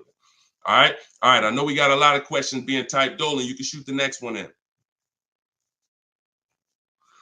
Okay, this one's from Instagram. I'm looking to lease a GLS 450. Does Mercedes have any third-party restrictions on selling your lease? So I wouldn't concern myself with that. I'm going to tell you why. That's like trying to think about the purpose of equity on a lease is a bonus. Shout out to y'all running the likes up on TikTok. Appreciate y'all. If y'all could keep tapping the screen every couple minutes, if you could just give it a little tap, tap, tap. That just keeps running them up. Just every minute. Every time you hear something and you're like, oh, that was good. Tap, tap, tap. And it'll just keep the likes running up. Keep TikTok notified of what we're doing over here. So you never want to base the car you're going to lease on if it's going to have equity at the end. The benefit of leasing is driving cars for pennies on the dollar compared to what people purchasing them. And you're avoiding depreciation that people purchasing the vehicles are going to take. That's the benefits of leasing. Now, there's a lot of other benefits too. I mean, you're driving a new car. You're under warranty most of the time. Depends on how many miles you drive. So if you drive, 12,000 miles a year, most bumper-to-bumper warranties cover that. If you drive 15,000, maybe you won't have a little bumper-to-bumper at the end, depending on what you choose. Mercedes has a 4-year 50,000 bumper-to-bumper. But the benefits of leasing are what I just laid out. Equity is a bonus. We don't want to look, equity is not something we ever want to base the vehicle we're going to lease off of. It's too many market changes that could affect it. A car could have high resale values now, and then in 3 years it doesn't, which means any equity will be eliminated because of the 3-year-old used car market. So you don't want to shop like that. You don't want to shop like that. Focus on, and what I teach in my book is you're going to pick 3 vehicles. Good to see you, Judith. You're going to pick 3 vehicles because leasing, it's so easy to get a great deal purchasing. So easy. On a new car, forget about it. The bids, forget it. We're going to find the 20% dealers. In my book, I have all the scripts because I don't want you talking. Who'd rather get great deals without talking? Be honest. Who's not a good negotiator? You're not a good negotiator. Type not me. Like you just be honest. I don't ever want you to put yourself in a position where you need to talk. And if you start talking to somebody who's trained to talk and dissect and get information and then tailor a deal, you're going to lose. So in my book, everything is silent. The only people we talk to when we talk to people are managers, because those are different conversations if we need to have them. We're never talking to salespeople besides when we're coming on to test drive the car. We're never talking to salespeople because we just don't know who we're dealing with. So when we're online, we're always typing. That's why I say go online. My strategy is called the 25 to 5. We go online and we contact 25 dealers, go to their website. I have copy and paste templates in there that you just fill in what you want. But if you're going to do it your way, that's fine. But I'm telling you, you don't want to deviate from this format because you're going to get yourself in trouble and you're not going to get the results. You want to be able to connect with a large amount of dealers so that you could get 5 offers, at least 5, because 4 are going to be overpriced most likely, but 1 is going to beat everyone else. So, but when it comes to a lease, there is the lease program. that the dealer can't control. So if we don't know what a lease program is until we shop offers. So there's no way you can look at the residual value. You can look at all this money factor. I know some of you who are in the math, you're like, oh, well, I'm gonna just look at the money factor and see. You can't tell because it can have a high money factor, but it have some good rebates. The only way we know a great lease deal is to shop the market, get our offers, and then if the lease program, if the best offer doesn't get you under 1.5% with no money down, then it's a bad lease program. It's a bad lease program. In which case, we move to another vehicle. So I'm not going to ever co-sign leasing a bad vehicle a vehicle with a bad lease program.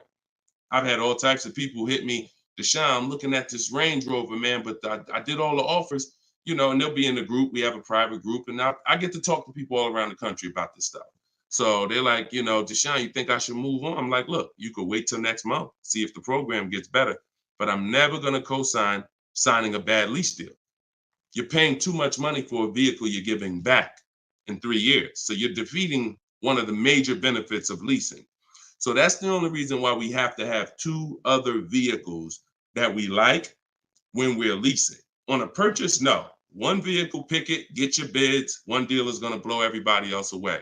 But with a lease, you want to have 3 vehicles just in case it's a bad lease program. And if they got a bad lease program this year, maybe in 3 years when your lease is up, they'll have a good lease program. So that's what we do.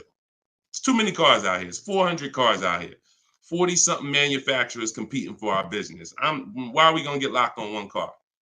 And the reason we're doing this, y'all, is because we're not shopping. You're not shopping. You're not taking the going out for the weekend and test driving cars seriously.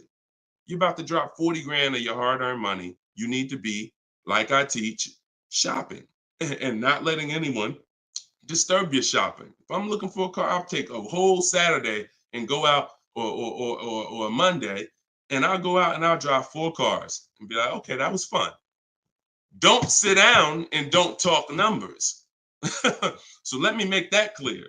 Don't go in there and sit down at the desk and start talking numbers and get a proposal. No. Shop. Once you decide what you want, then we come home and we get our offers from home. All right. Go ahead, Dolan. Next question. All right. When you don't talk, I see a lot of you saying you're not good negotiators. Then you just got to stop talking. Stop talking and start making people bid. You're going to get better deals than good negotiators all day long. Heard you loud and clear on the rebroadcast. I'm here live. All right. Welcome, Jill. Looking for a car now. Profited on a sale, so coming in clean. Need to rebuild credit. Lease cheap car, finance car under 5-6 grand. It depends on where your credit is. If you're in the mid-6, I teach something called, profile over score. So if you have a paid off car, if you have nothing gets you approved for a car like on-time car payments. If you've been making on-time car payments for 2 years, 3 years, you're typically going to get approved for most leases. As long as you're not going from like a $450 payment to a $900 payment. But if I'm in a state where if I'm in that mid 6s, 660, 670, I go for the lease. If I'm in the low 6s, then I go for what I call a smart car, which is the car to set you up to lease. So your goal is to get the least expensive car you can get a loan on, quality car. You want to go small as possible, and small as possible for you might be you need a sedan. You might need 3 rows.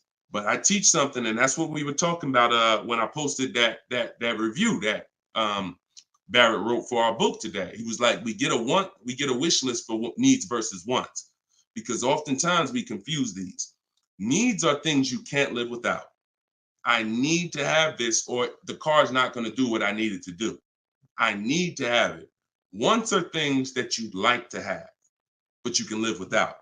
When it comes to getting a smart car, and it's not the little smart car, y'all. I have a different. That's a different meaning for us. It means saving money at the right time. That's what we call smart cars, saving money at the right time.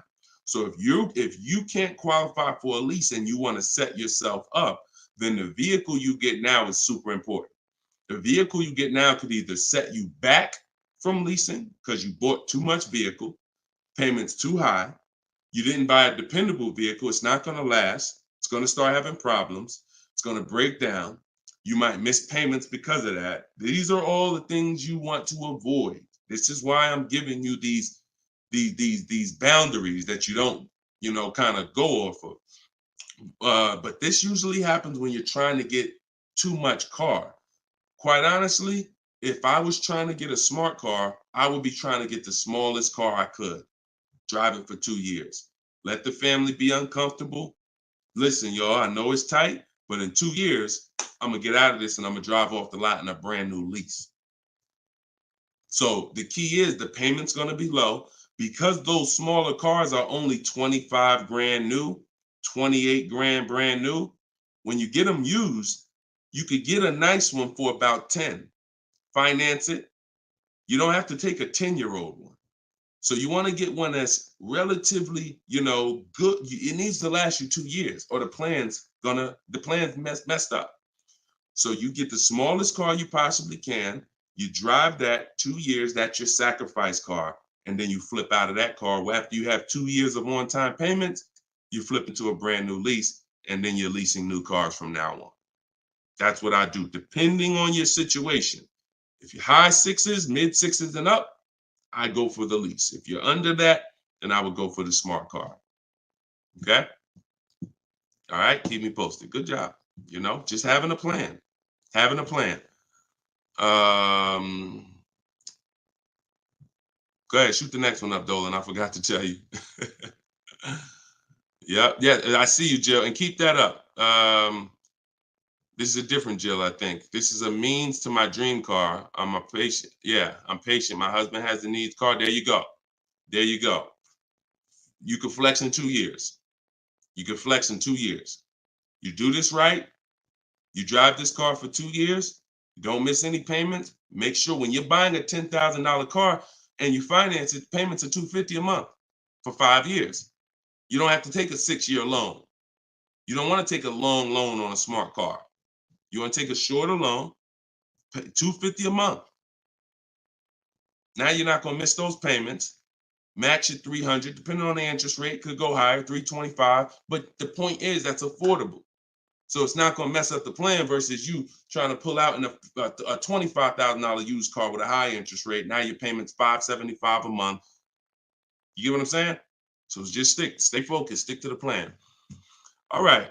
This is another Jill from YouTube, I believe. Buyout is, go ahead, keep that one up. Oh no, I saw that one. Get the one you just had up, Dolan, from the other Jill. Yep, thank you.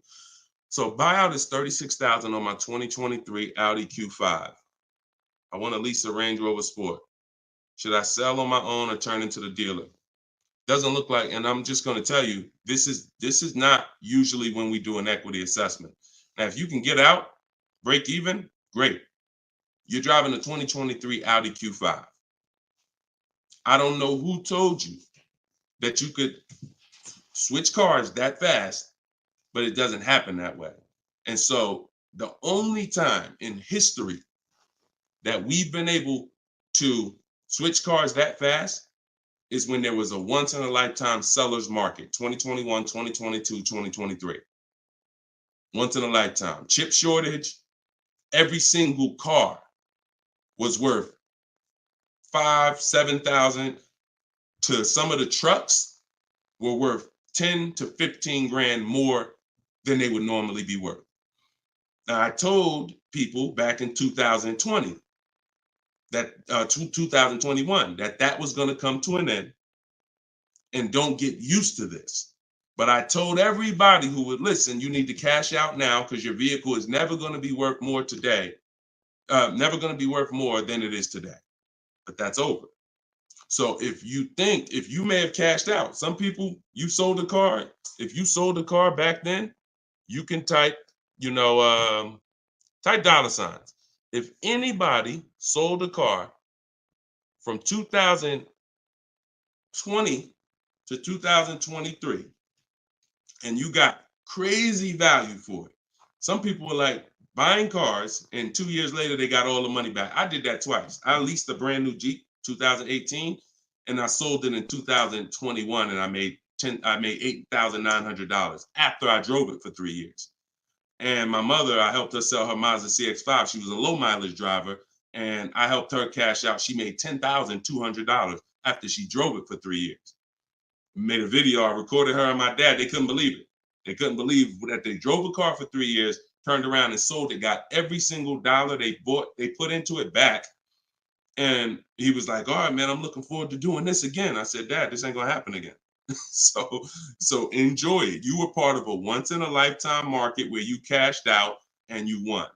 But we cannot base our strategy anymore off that. That's over, and you'll get in trouble financially trying to do this. So there is no setup where you could buy a car or lease it and in a year, 18 months, replace that car.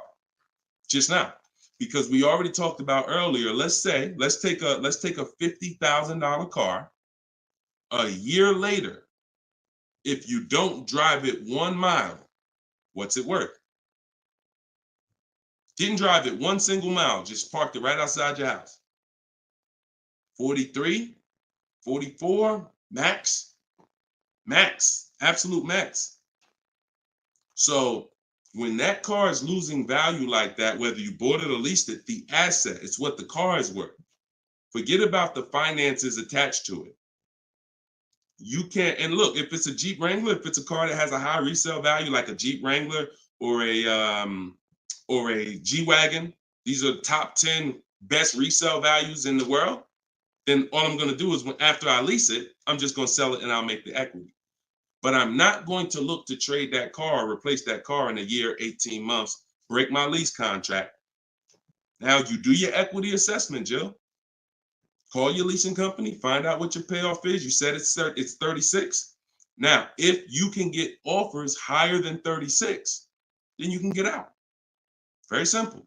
So get the offers from the companies that I mentioned about 15 minutes ago. I laid out the 6 companies. But when you lease, though, you must put no on those websites. It's going to ask you, do you have is the vehicle owned, leased, or financed? You want to put owned, because something triggers on their websites. They think every lease has a third-party restriction. Most of them do, but if you just want to find out what the market value is for your car, and if you could get out and make some money or break even, then yes, you can jump out, no problem. But if you see that your buyout is this and all the offers are below that, then what you're now about to do, even if you say, because some people say, all right, well, I'm gonna walk in the dealer, see if they can work a better deal than that. No dealer is going to give you more than the online buyers. So if you run those online quotes and all of them are less than your payoff, all a dealer is going to do is take the negative equity and the desperation for you to get out and roll that negative equity over to your next vehicle because you're desperate to get out for no reason. So that's the real. You can do what you want. I would suggest you don't get out of your lease. You don't break a lease contract until you can financially do it, which means I can break even, I can sell, and I can get equity, or either break even. Break my contract, but I'm not coming up with a dime because a dealer bought my car and I'm out of this thing. That's the only way I'm breaking a lease contract. I'm not rolling negative equity. I'm not going to create negative equity in a lease to get out of a lease early for no reason. It just doesn't make financial sense at all. All right, no problem, Jill. Happy to help. Happy to help. Okay, so that's step 2. See, the equity assessment step, guys, is so important. See, because it's the foundation of our deal. So when you look at step 1, the leasing versus buying question, how many years do you keep in the car? 8-year rule. That's step 1, super important. Foundational of your deal. As I said, you can't get a good deal if you purchase, but you should have leased. Impossible. You got a bad deal. I don't care how much money you get off. Now, second step is if I have a car to replace, I got to do an equity assessment because I need to know, is this car that I'm in going to be going to prevent me from making a move right now? Too much negative equity, I'm prevented from making a move right now. If I can get out, make some money, now I got some money. I can sell. I can put money in my pocket, put it in my bank. That means it's an asset. It's a blessing to me. So your car that you're in could either hinder you from getting a car or it can help you get the next car. That's why we always do the equity assessment before anything else. All right. I don't know why I'm frozen on Instagram. All right, go ahead back in, Dolan. Next question. Okay, now I'm back. I see. I'm just monitoring Instagram. Okay, and just so y'all know, everything that I'm teaching is out my new book. And look, I want to show y'all this. And before, keep that question up. Look, here we go. Boom. Look at that. 4.94. Thank you to everybody. We're higher now. I think we're up to 35 ratings, 28 reviews. So thank you to everybody who's reviewed the book on Goodreads. Appreciate you. And thank you for everybody who's using it. Make sure you are writing me with your success stories. Show me your deals so that I can post them just like I posted Tiffany's deal. But everybody can get the book. You can get yours for it's normally $97. But as our welcome special, our book launch special, you can get it for $24, 75% off in my TikTok bio for 30 minutes, or my Instagram bio, or in the comment section of YouTube or Facebook. We have a comment pin for you. And if you're watching us on TV, you can use your phone and you can scan the QR code here on the screen, and you can get your copy for 75% off. But once that timer hits 0, if you visited that page and the timer it started, once it hits 0, the price does go back up to $97, which is still a great price. It's a great price either way. And it'll be in your inbox in a couple minutes. Okay, this is from Instagram. I use your template in the book to ask for quotes. Their response is the lowest offer you have received. They are being difficult and giving me their best offer. What's the best way? Use the scripts. It's just conversation. Hopefully you listen and you have a separate email, because you're not going to have intelligent conversation with 5, 7, 10 dealers mixing personal emails. So every part of the system is important. Having a separate shopping email, so everything in there is dealers. And now everything they're saying, we have a response for. Every single thing. It doesn't matter. Don't expect 80% dealers to be easy. Expect them to, hey, can we have a conversation? Hey, when can you come in? Hey, this be a whole lot easier if you're here. See, what we already know is we've given them all the information they need to give us a quote. So the best thing, or the stages we move through in our conversation with dealers, is who has a car that I want. That's first. Our first set of scripts is designed to weed out the dealers who don't even have a car we want. Nothing to talk about. Nothing to talk about. So there are dealers who won't tell you they have a car. That's why we have scripts. Hey, when can we talk? I'll be handling my whole purchase online. Can you confirm if you have something that matches? Every one of my scripts ends with a question. If you're not going to use my scripts in my book, then you make sure every email you write should end with a question, never a statement. So what you're sitting at home and you are copying and pasting. Very simple. Everything they say, we have a response, because I use those scripts. I'm from inside the dealers for 14 years. I know those scripts. Hey, it'd be easier if you were here. Hey, we only do business in person. Hey, when can I get you on the phone? I promise it won't take long. All of the stuff they're gonna say. Hey, we only quote in person. None of the people I'm talking to have said that. So should I remove you from my list? Always ends with a question. So your expectation may be, you thought by sending all the scripts, you were just going to get, oh, quotes coming in, everyone doing this. No, that's why we have scripts, because we keep the conversation moving forward. Everything they say, just go to the script, open the temp. And just so y'all know, in my book, one of the best reasons why it's a digital book is because I link you to videos and I link you to documents, and that you can copy and paste. So that what this person is talking about is the templates and scripts that I've created for contacting and having these conversations with dealers. So, but everything they're doing is very predictable. You just change your expectation. I'm going to talk to several people and I'm going to weed this down to 5 offers. And out of the 5, one of them is going to beat everybody else. And then I'm going to use my counter offer calculator that Deshone made to send the counter offers and close my best deal. Take all the emotion out of it. Take all the emotion out of it. You should be emotionless. Nobody can hurt you. All right, you're at home in your living room. All right, go ahead. Mike said nobody gives us this info. I sold cars and the dealership wouldn't even give us any insight. Trust me, Mike, I understand, man. That's why I love the 20% of car salesmen and dealers. They love what we're doing here because they know we were never taught this stuff. So we were never taught about leasing, financing. Thank God I was able to learn it, and I was able to, but we weren't taught about insurances, all the stuff that they should be training us on. We weren't taught. So I appreciate you being here, man. All right, go ahead, Dolan. Next question. Great questions today. Great questions. Let's go. I see you. Shout out to the people running the likes up on TikTok. Can y'all just keep tapping the screen every couple minutes if you could? If you enjoying the show, you getting value out of what we're doing, every couple minutes, if you could just tap that screen and keep running those likes up. I appreciate y'all. It lets TikTok know we talking big money over here. Yep, I see it. Thank y'all. Appreciate you. All right, this is Gary on YouTube. When leasing, is it all about purchase price? No, it isn't, Gary. Great question. When purchasing, it's always about purchase price. All in, out the door, tax fees, everything included. Purchasing is always.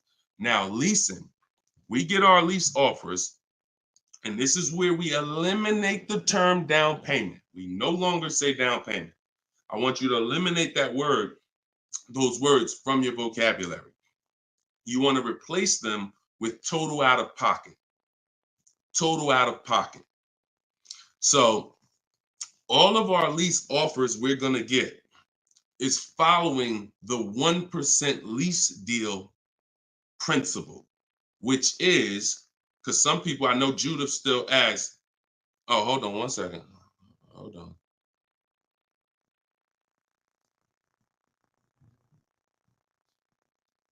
Okay, I think my wife's headphones hooked up to the broadcast here.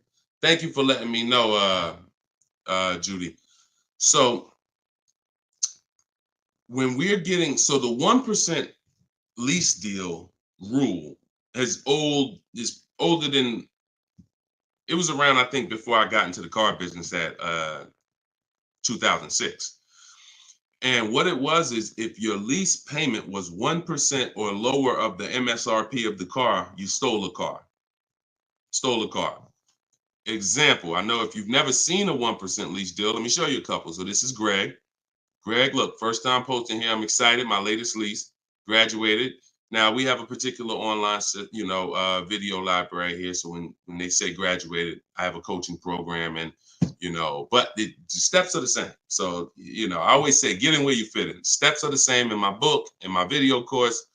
He said, I followed the steps, set up a great lease deal, 36 months, 12,000 miles per year, all said and done. Monthly payments $527. MSRP is $56,275. So when you divide the monthly payment into the MSRP, you're going to get a number. Now, when you multiply that by 100, so I'll give you an example. Let me show you how this works.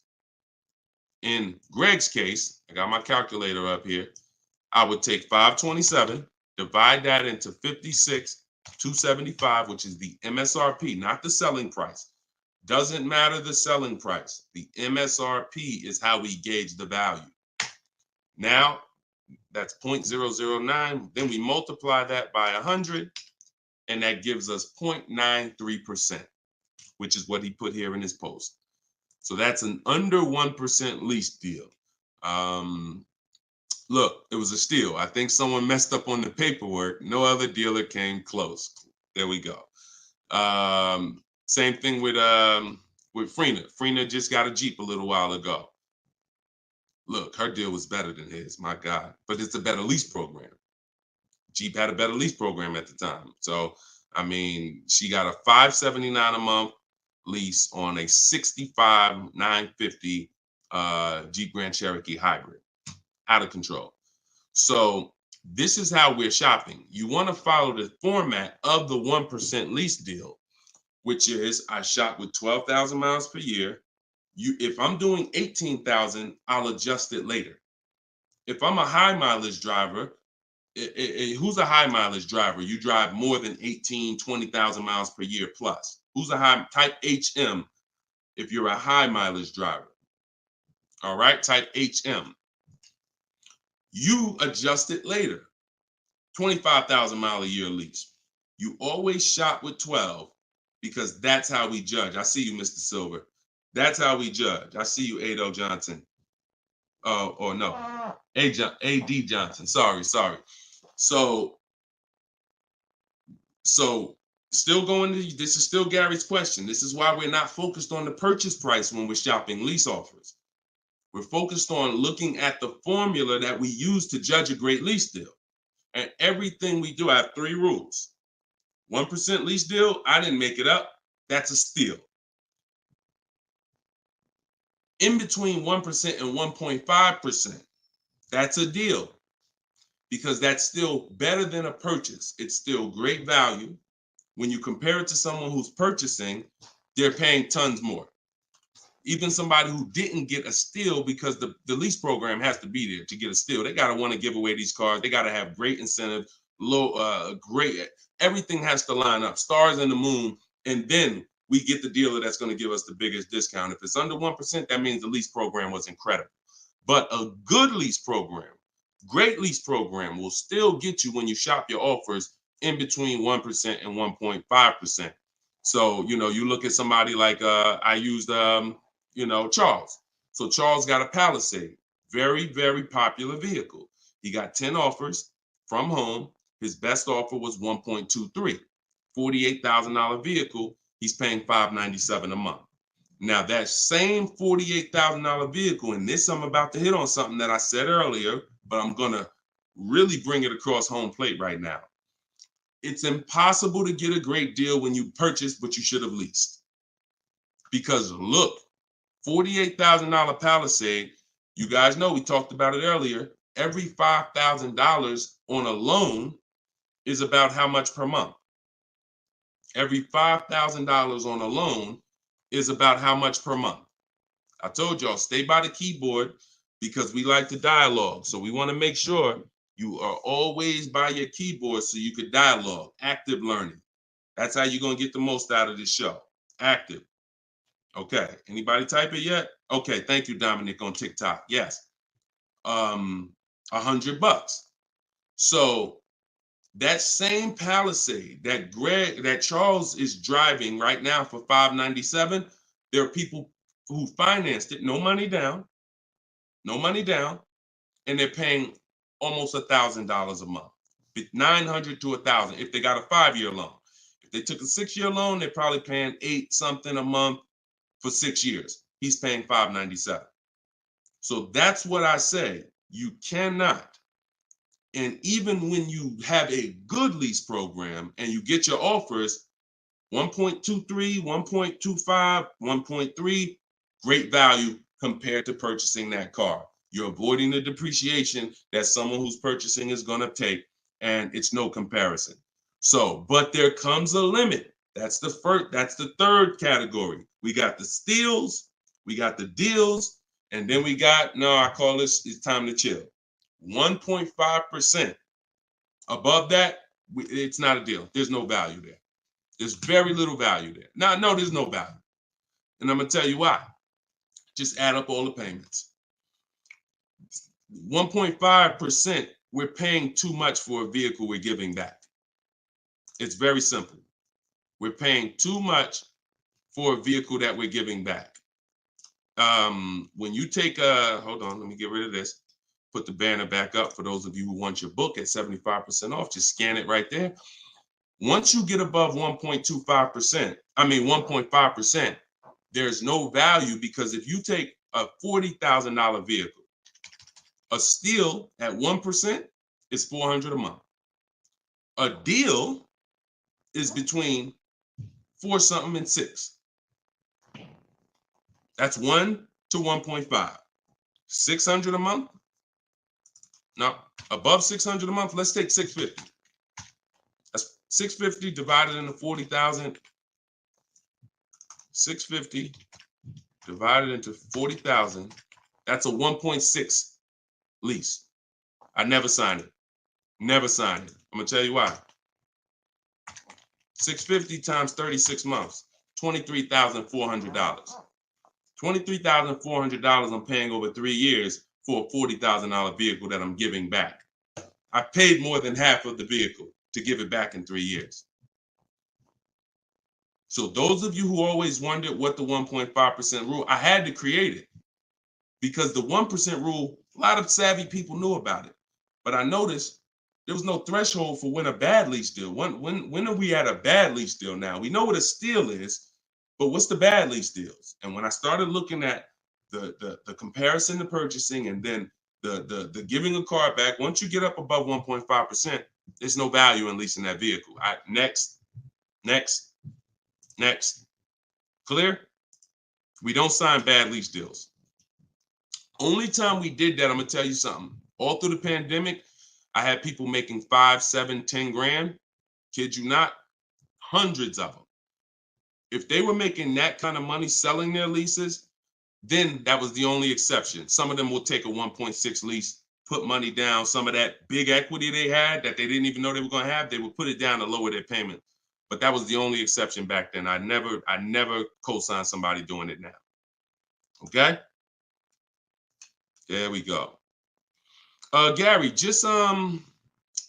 Gary, in my TikTok bio,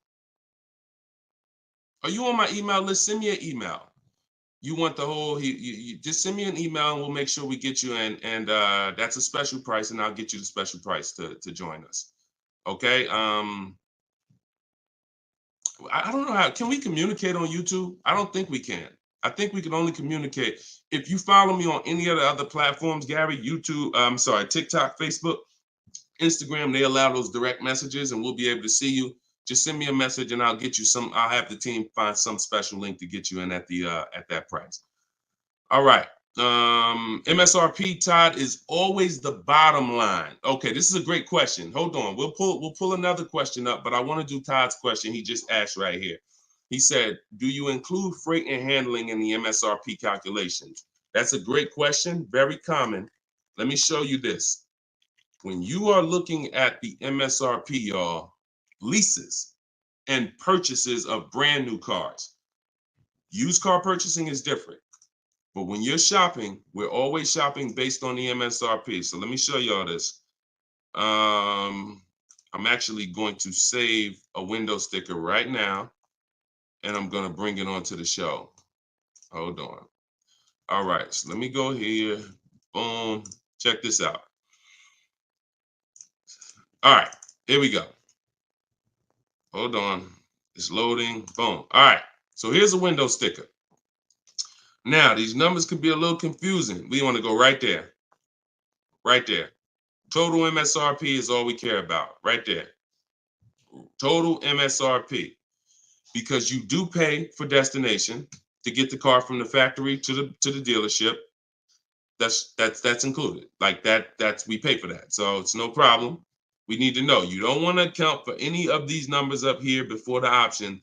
It's always the bottom line MSRP, total MSRP. Now, if you ever see an addendum next to a window sticker, you see a handwritten addendum or a typed addendum that takes this total MSRP and it gives some other stuff next to it, we pay no attention to that.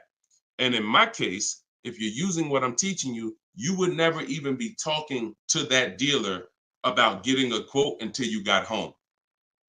So even if you go, the only time we would actually even see that particular dealer, that particular window sticker, is if we showed up to test drive the car and that particular one that we test drove just so happened to have the addendum on it. That's the only time we'd even see it.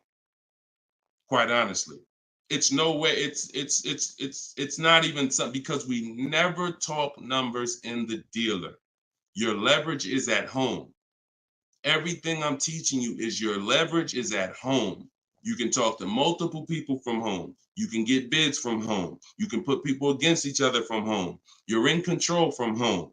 You lose all of that sitting down at a car salesman's desk and going back and forth one-on-one. You can see the whole market at home.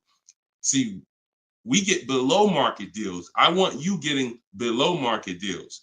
There's no way for you to get below market deals without seeing enough offers to know the market. I can never sit down across a car salesman, across this table from a car salesman, and get a below market deal, because I don't know what the market is. I only know what your price is. And every single one of your competitors is going to offer me a different price. Some higher, some lower, depending on who you are. And so I can only expose that information by being at home. But yes, everything we are doing is always based on that total MSRP, and that's how we do our calculations. Okay, great question. If everybody's getting value out of the show, could you type some dollar signs? Just type a dollar sign if you're enjoying the show so far. So if whenever you see this show, if you see the banner above us, then this is a rebroadcast. But if there's no banner, then we're live. So you can ask your questions, but you can always make sure that I always want to make sure that you guys have access to the live shows so that you can use them. But even the rebroadcast, if you're sitting on watching the rebroadcast, you're going to get the same value pretty much as somebody here live, because somebody's going to ask the same question you had. I can almost guarantee it. So I'm glad. I see a lot of dollar signs. Perfect. I see a lot of dollar signs. If you haven't subscribed to us on YouTube, please subscribe so that you can keep in touch with what we're doing here. And certainly, good job. I'm happy everybody's getting value. Go ahead, Dolan. We got a few more minutes. Post another question. Great questions today. All right, this one's from Instagram. I haven't had any car leases on my credit before. How likely will I be able to lease an $80,000 car? I have great credit. If you got great credit and income, then you could go for it. Great credit and income, you could go for it. Whether you have the car. Now, I'm going to tell you something. Mercedes did not want to be people's first lease. So there are snooty brands out there. I cannot tell you that because BMW may not be that way. Audi may not be that way. Range Rover may not be that way, because I think Chase does their leases. So, but when it comes to Mercedes, they didn't want to be your first lease. You really had to have some type of comparable credit. But if you have great credit and you have the income, then certainly I'd be going for a lease. No doubt about it. No doubt about it. Just like the chicken and the egg, you know what I mean? Like, which comes first? Or it's better is the job and the experience. Can't get a job without experience. You can't get experience without a job. So in this particular case, somebody has to be your first, lender, and most of them will. Yeah, most of them will. You know what I do too? One more thing. I have this in my book too.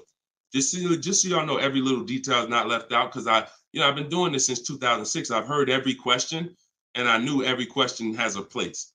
What I do, if I'm you, is before I even shop for a car, if I don't know for sure, even with great credit, if I could get approved, I would call and I'd ask for the finance manager, and I'd tell him my situation. And I say, hey, look, you know what? I got a 740 credit score. I make this a year.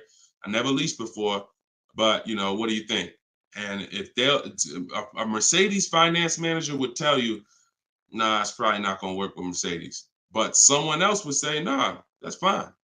So that way you don't even waste your time getting all your offers just to find out that this is one of the snooty leasing companies.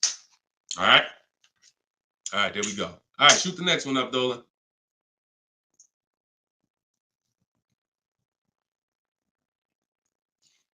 Jason Hughes from IG. 12 to 15K in equity. Great job. Okay. I mean, it's nothing you did, but if you got the equity assessment and you got bids, great job. Now, wait a minute. It doesn't sound like you got bids. And I'm going to tell you why. Because it wouldn't be an equity range. That sounds like an estimate. In fact, it doesn't sound like an estimate. It is an estimate. 12 to 15 is an estimate. When we get bids, when we do our equity assessment, we're getting bids and we're like, hey, I have $13,580 equity based on my highest offer from Driveway. See, get out of the ambiguity. Get out of the middle there. Let's get finite, definite numbers and stay out of these ranges and estimates, especially on things that take us 20 minutes to do. Call your bank, get your payoff, go online, CarMax, Driveway, Carvana, AutoNation, sell my car, Car Guru, sell my car, Kelly's Blue Book, instant cash offer. 20 minutes. Get your equity. 8 payments left, not keeping 8 years, now a good time to lease. 100%. 100%. There's no benefit in waiting. Listen, that is the path for a lot of people, Jason. A lot of people are going to discover what we're doing here, teaching by the numbers, not by emotion.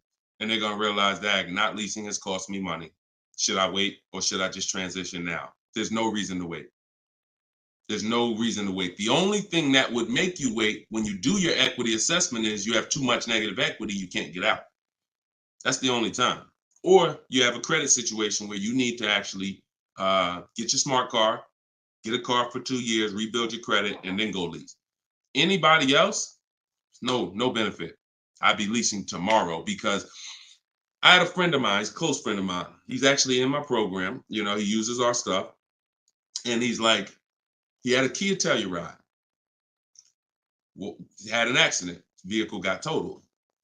Now, he said, now I know the 8-year rule, Deshone. I'm going to lease this next one. He gets his bids. Last week, he leased the Kia Telluride for under $500 a month. The same vehicle that he was paying hundreds of dollars every month for. More. Hundreds of dollars more per month. I don't know what his payment was, but I know what a Kia Telluride costs to purchase. A $45,000 Kia Telluride to purchase with no money down is $800-900 a month. So he's literally under $5, no money down, when he was just paying hundreds more than that. So you're in the same situation. No point in waiting. Transition to a great value lease. Get your offers. You wish you could. You wish you would have did it sooner. All right. Go ahead. Next question, Dolan. Car brands will no longer offer V6. Buy the lease. Let me talk about this question on TikTok. Not right now. Get the next one. Go ahead, Dolan. Put the one you're gonna put out. But get that question that this person just posted about car brands no longer offering V6s. Should he buy the lease? If you have one ready, though, put that one up. Deshone, will your book work for both lease and buy? Well, you know what? Let this person answer that for you because we just got this review. This book is outstanding. This is Barrett. And you can see all our reviews on goodreads.com. Must read, must have for anyone seeking to buy, lease, or even sell a car. It is presented in very professional, easy to follow, step-by-step manner that covers every situation. Every situation. Does your situation, Keith, fall under every? If so, we got you. Every situation from buying, leasing, with cash or credit, good or bad. Only thing that Barrett didn't put in there is used cars or new cars. That's in there too. So absolutely. So yes, I'll put the banner back up for all of you who are watching us on TV. You can you can scan the QR code here with your phone, with your camera, and you can get your book for 75% off, or you can go to deshonesbook.com. We have the link in the comments on Facebook or YouTube for you. And if you're on Instagram or TikTok, you can go to my bio, click that link, and then click the button for the 75% off and get your book for 75% off. You won't pay the normal $97. Okay? But yes. All right. I have a 2020 Nissan Sentra. This is Key. I don't want to butcher your name, so I won't try. But from YouTube, I have a 2020 Nissan Sentra. Had it for 2 years. My miles are 64,000 highway miles. Okay. I know I don't have equity. I was told don't trade it in. Would be a bad decision. It's true. We don't trade cars in. We get bids. So you need to find out what your equity position is. See many of you are finding out right now how important the equity assessment is. Whenever you have a current car, equity assessment. So when you call your bank, get your payoff, then you go and you get the offers. You're either going to be in a positive equity position or a negative equity position. Now, if you're in a negative equity position, there's three solutions for negative equity. 2 of them lead to a car, 1 of them doesn't. First is you get all your offers and you can pay the difference because these are the highest offers. So whenever the highest offers are these online bidders. They pay more than car dealers. In fact, 3 of them are car dealers that are bidding. So Kelly's Blue Book, Car Gurus, and Auto Nation are car dealers bidding. CarMax, Driveway, Carvana are online marketplaces, used car marketplaces bidding. So you're getting a wide range of diverse offers from people who compete every day to buy cars. and they cut you a check right then and there. They do an hour. Both times I went to CarMax, me and my mother separately, we were out in an hour.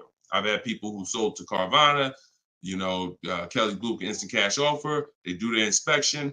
And then they bring you a check. So if you can pay, let's say you said you don't have equity. So if that's the case, then you may have negative equity, which means you might owe 30 and your highest offer is 28. Then I would come up with the 2,000 and I would pay the difference all day long because I'm still winning through a bid.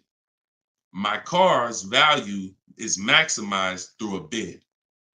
And if I don't get bids, I'm not maximizing my car's value. So now, second, when we can't pay the difference, then that means we must trade. This is the only scenario where we trade because you need now one part of the bidding strategy you can't do. So you're going to do the other part of the bidding strategy, which is now think about what car you want. Okay, I want a Toyota Camry. Now I'm going to get my bids. I'm going to get the lowest bid, the dealer that's going to sell me the car for the lowest amount, and then I'm going to purchase from them. But before I can purchase, now I need to bring my old car into the scenario and ask them, how much is my old car worth to you? Now that's the winning dealer.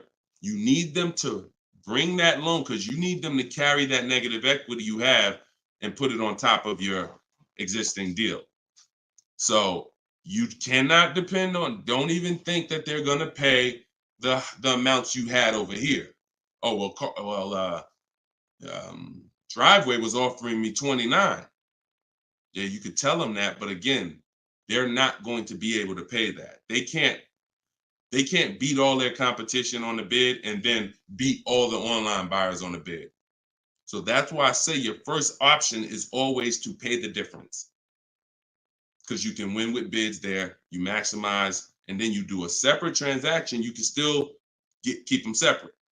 But if you cannot get bid, if you can't pay the difference, your only option is you have to trade that car in, and then you're going to let the dealer who you buy the car from wrap the negative equity into the existing lease. It's hopefully it's a lease because there shouldn't be any reason you're trading that car unless you just want a lease.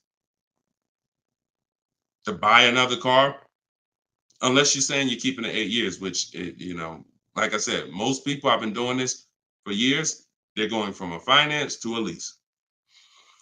Now, one more scenario. I told y'all, it's 3 ways out of negative equity. One leads to no car. You have too much negative equity and you cannot put it on top of the actual deal because banks have loan to value ratios.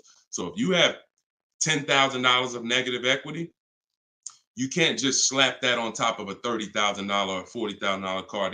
It's going to be too much unless you put money down.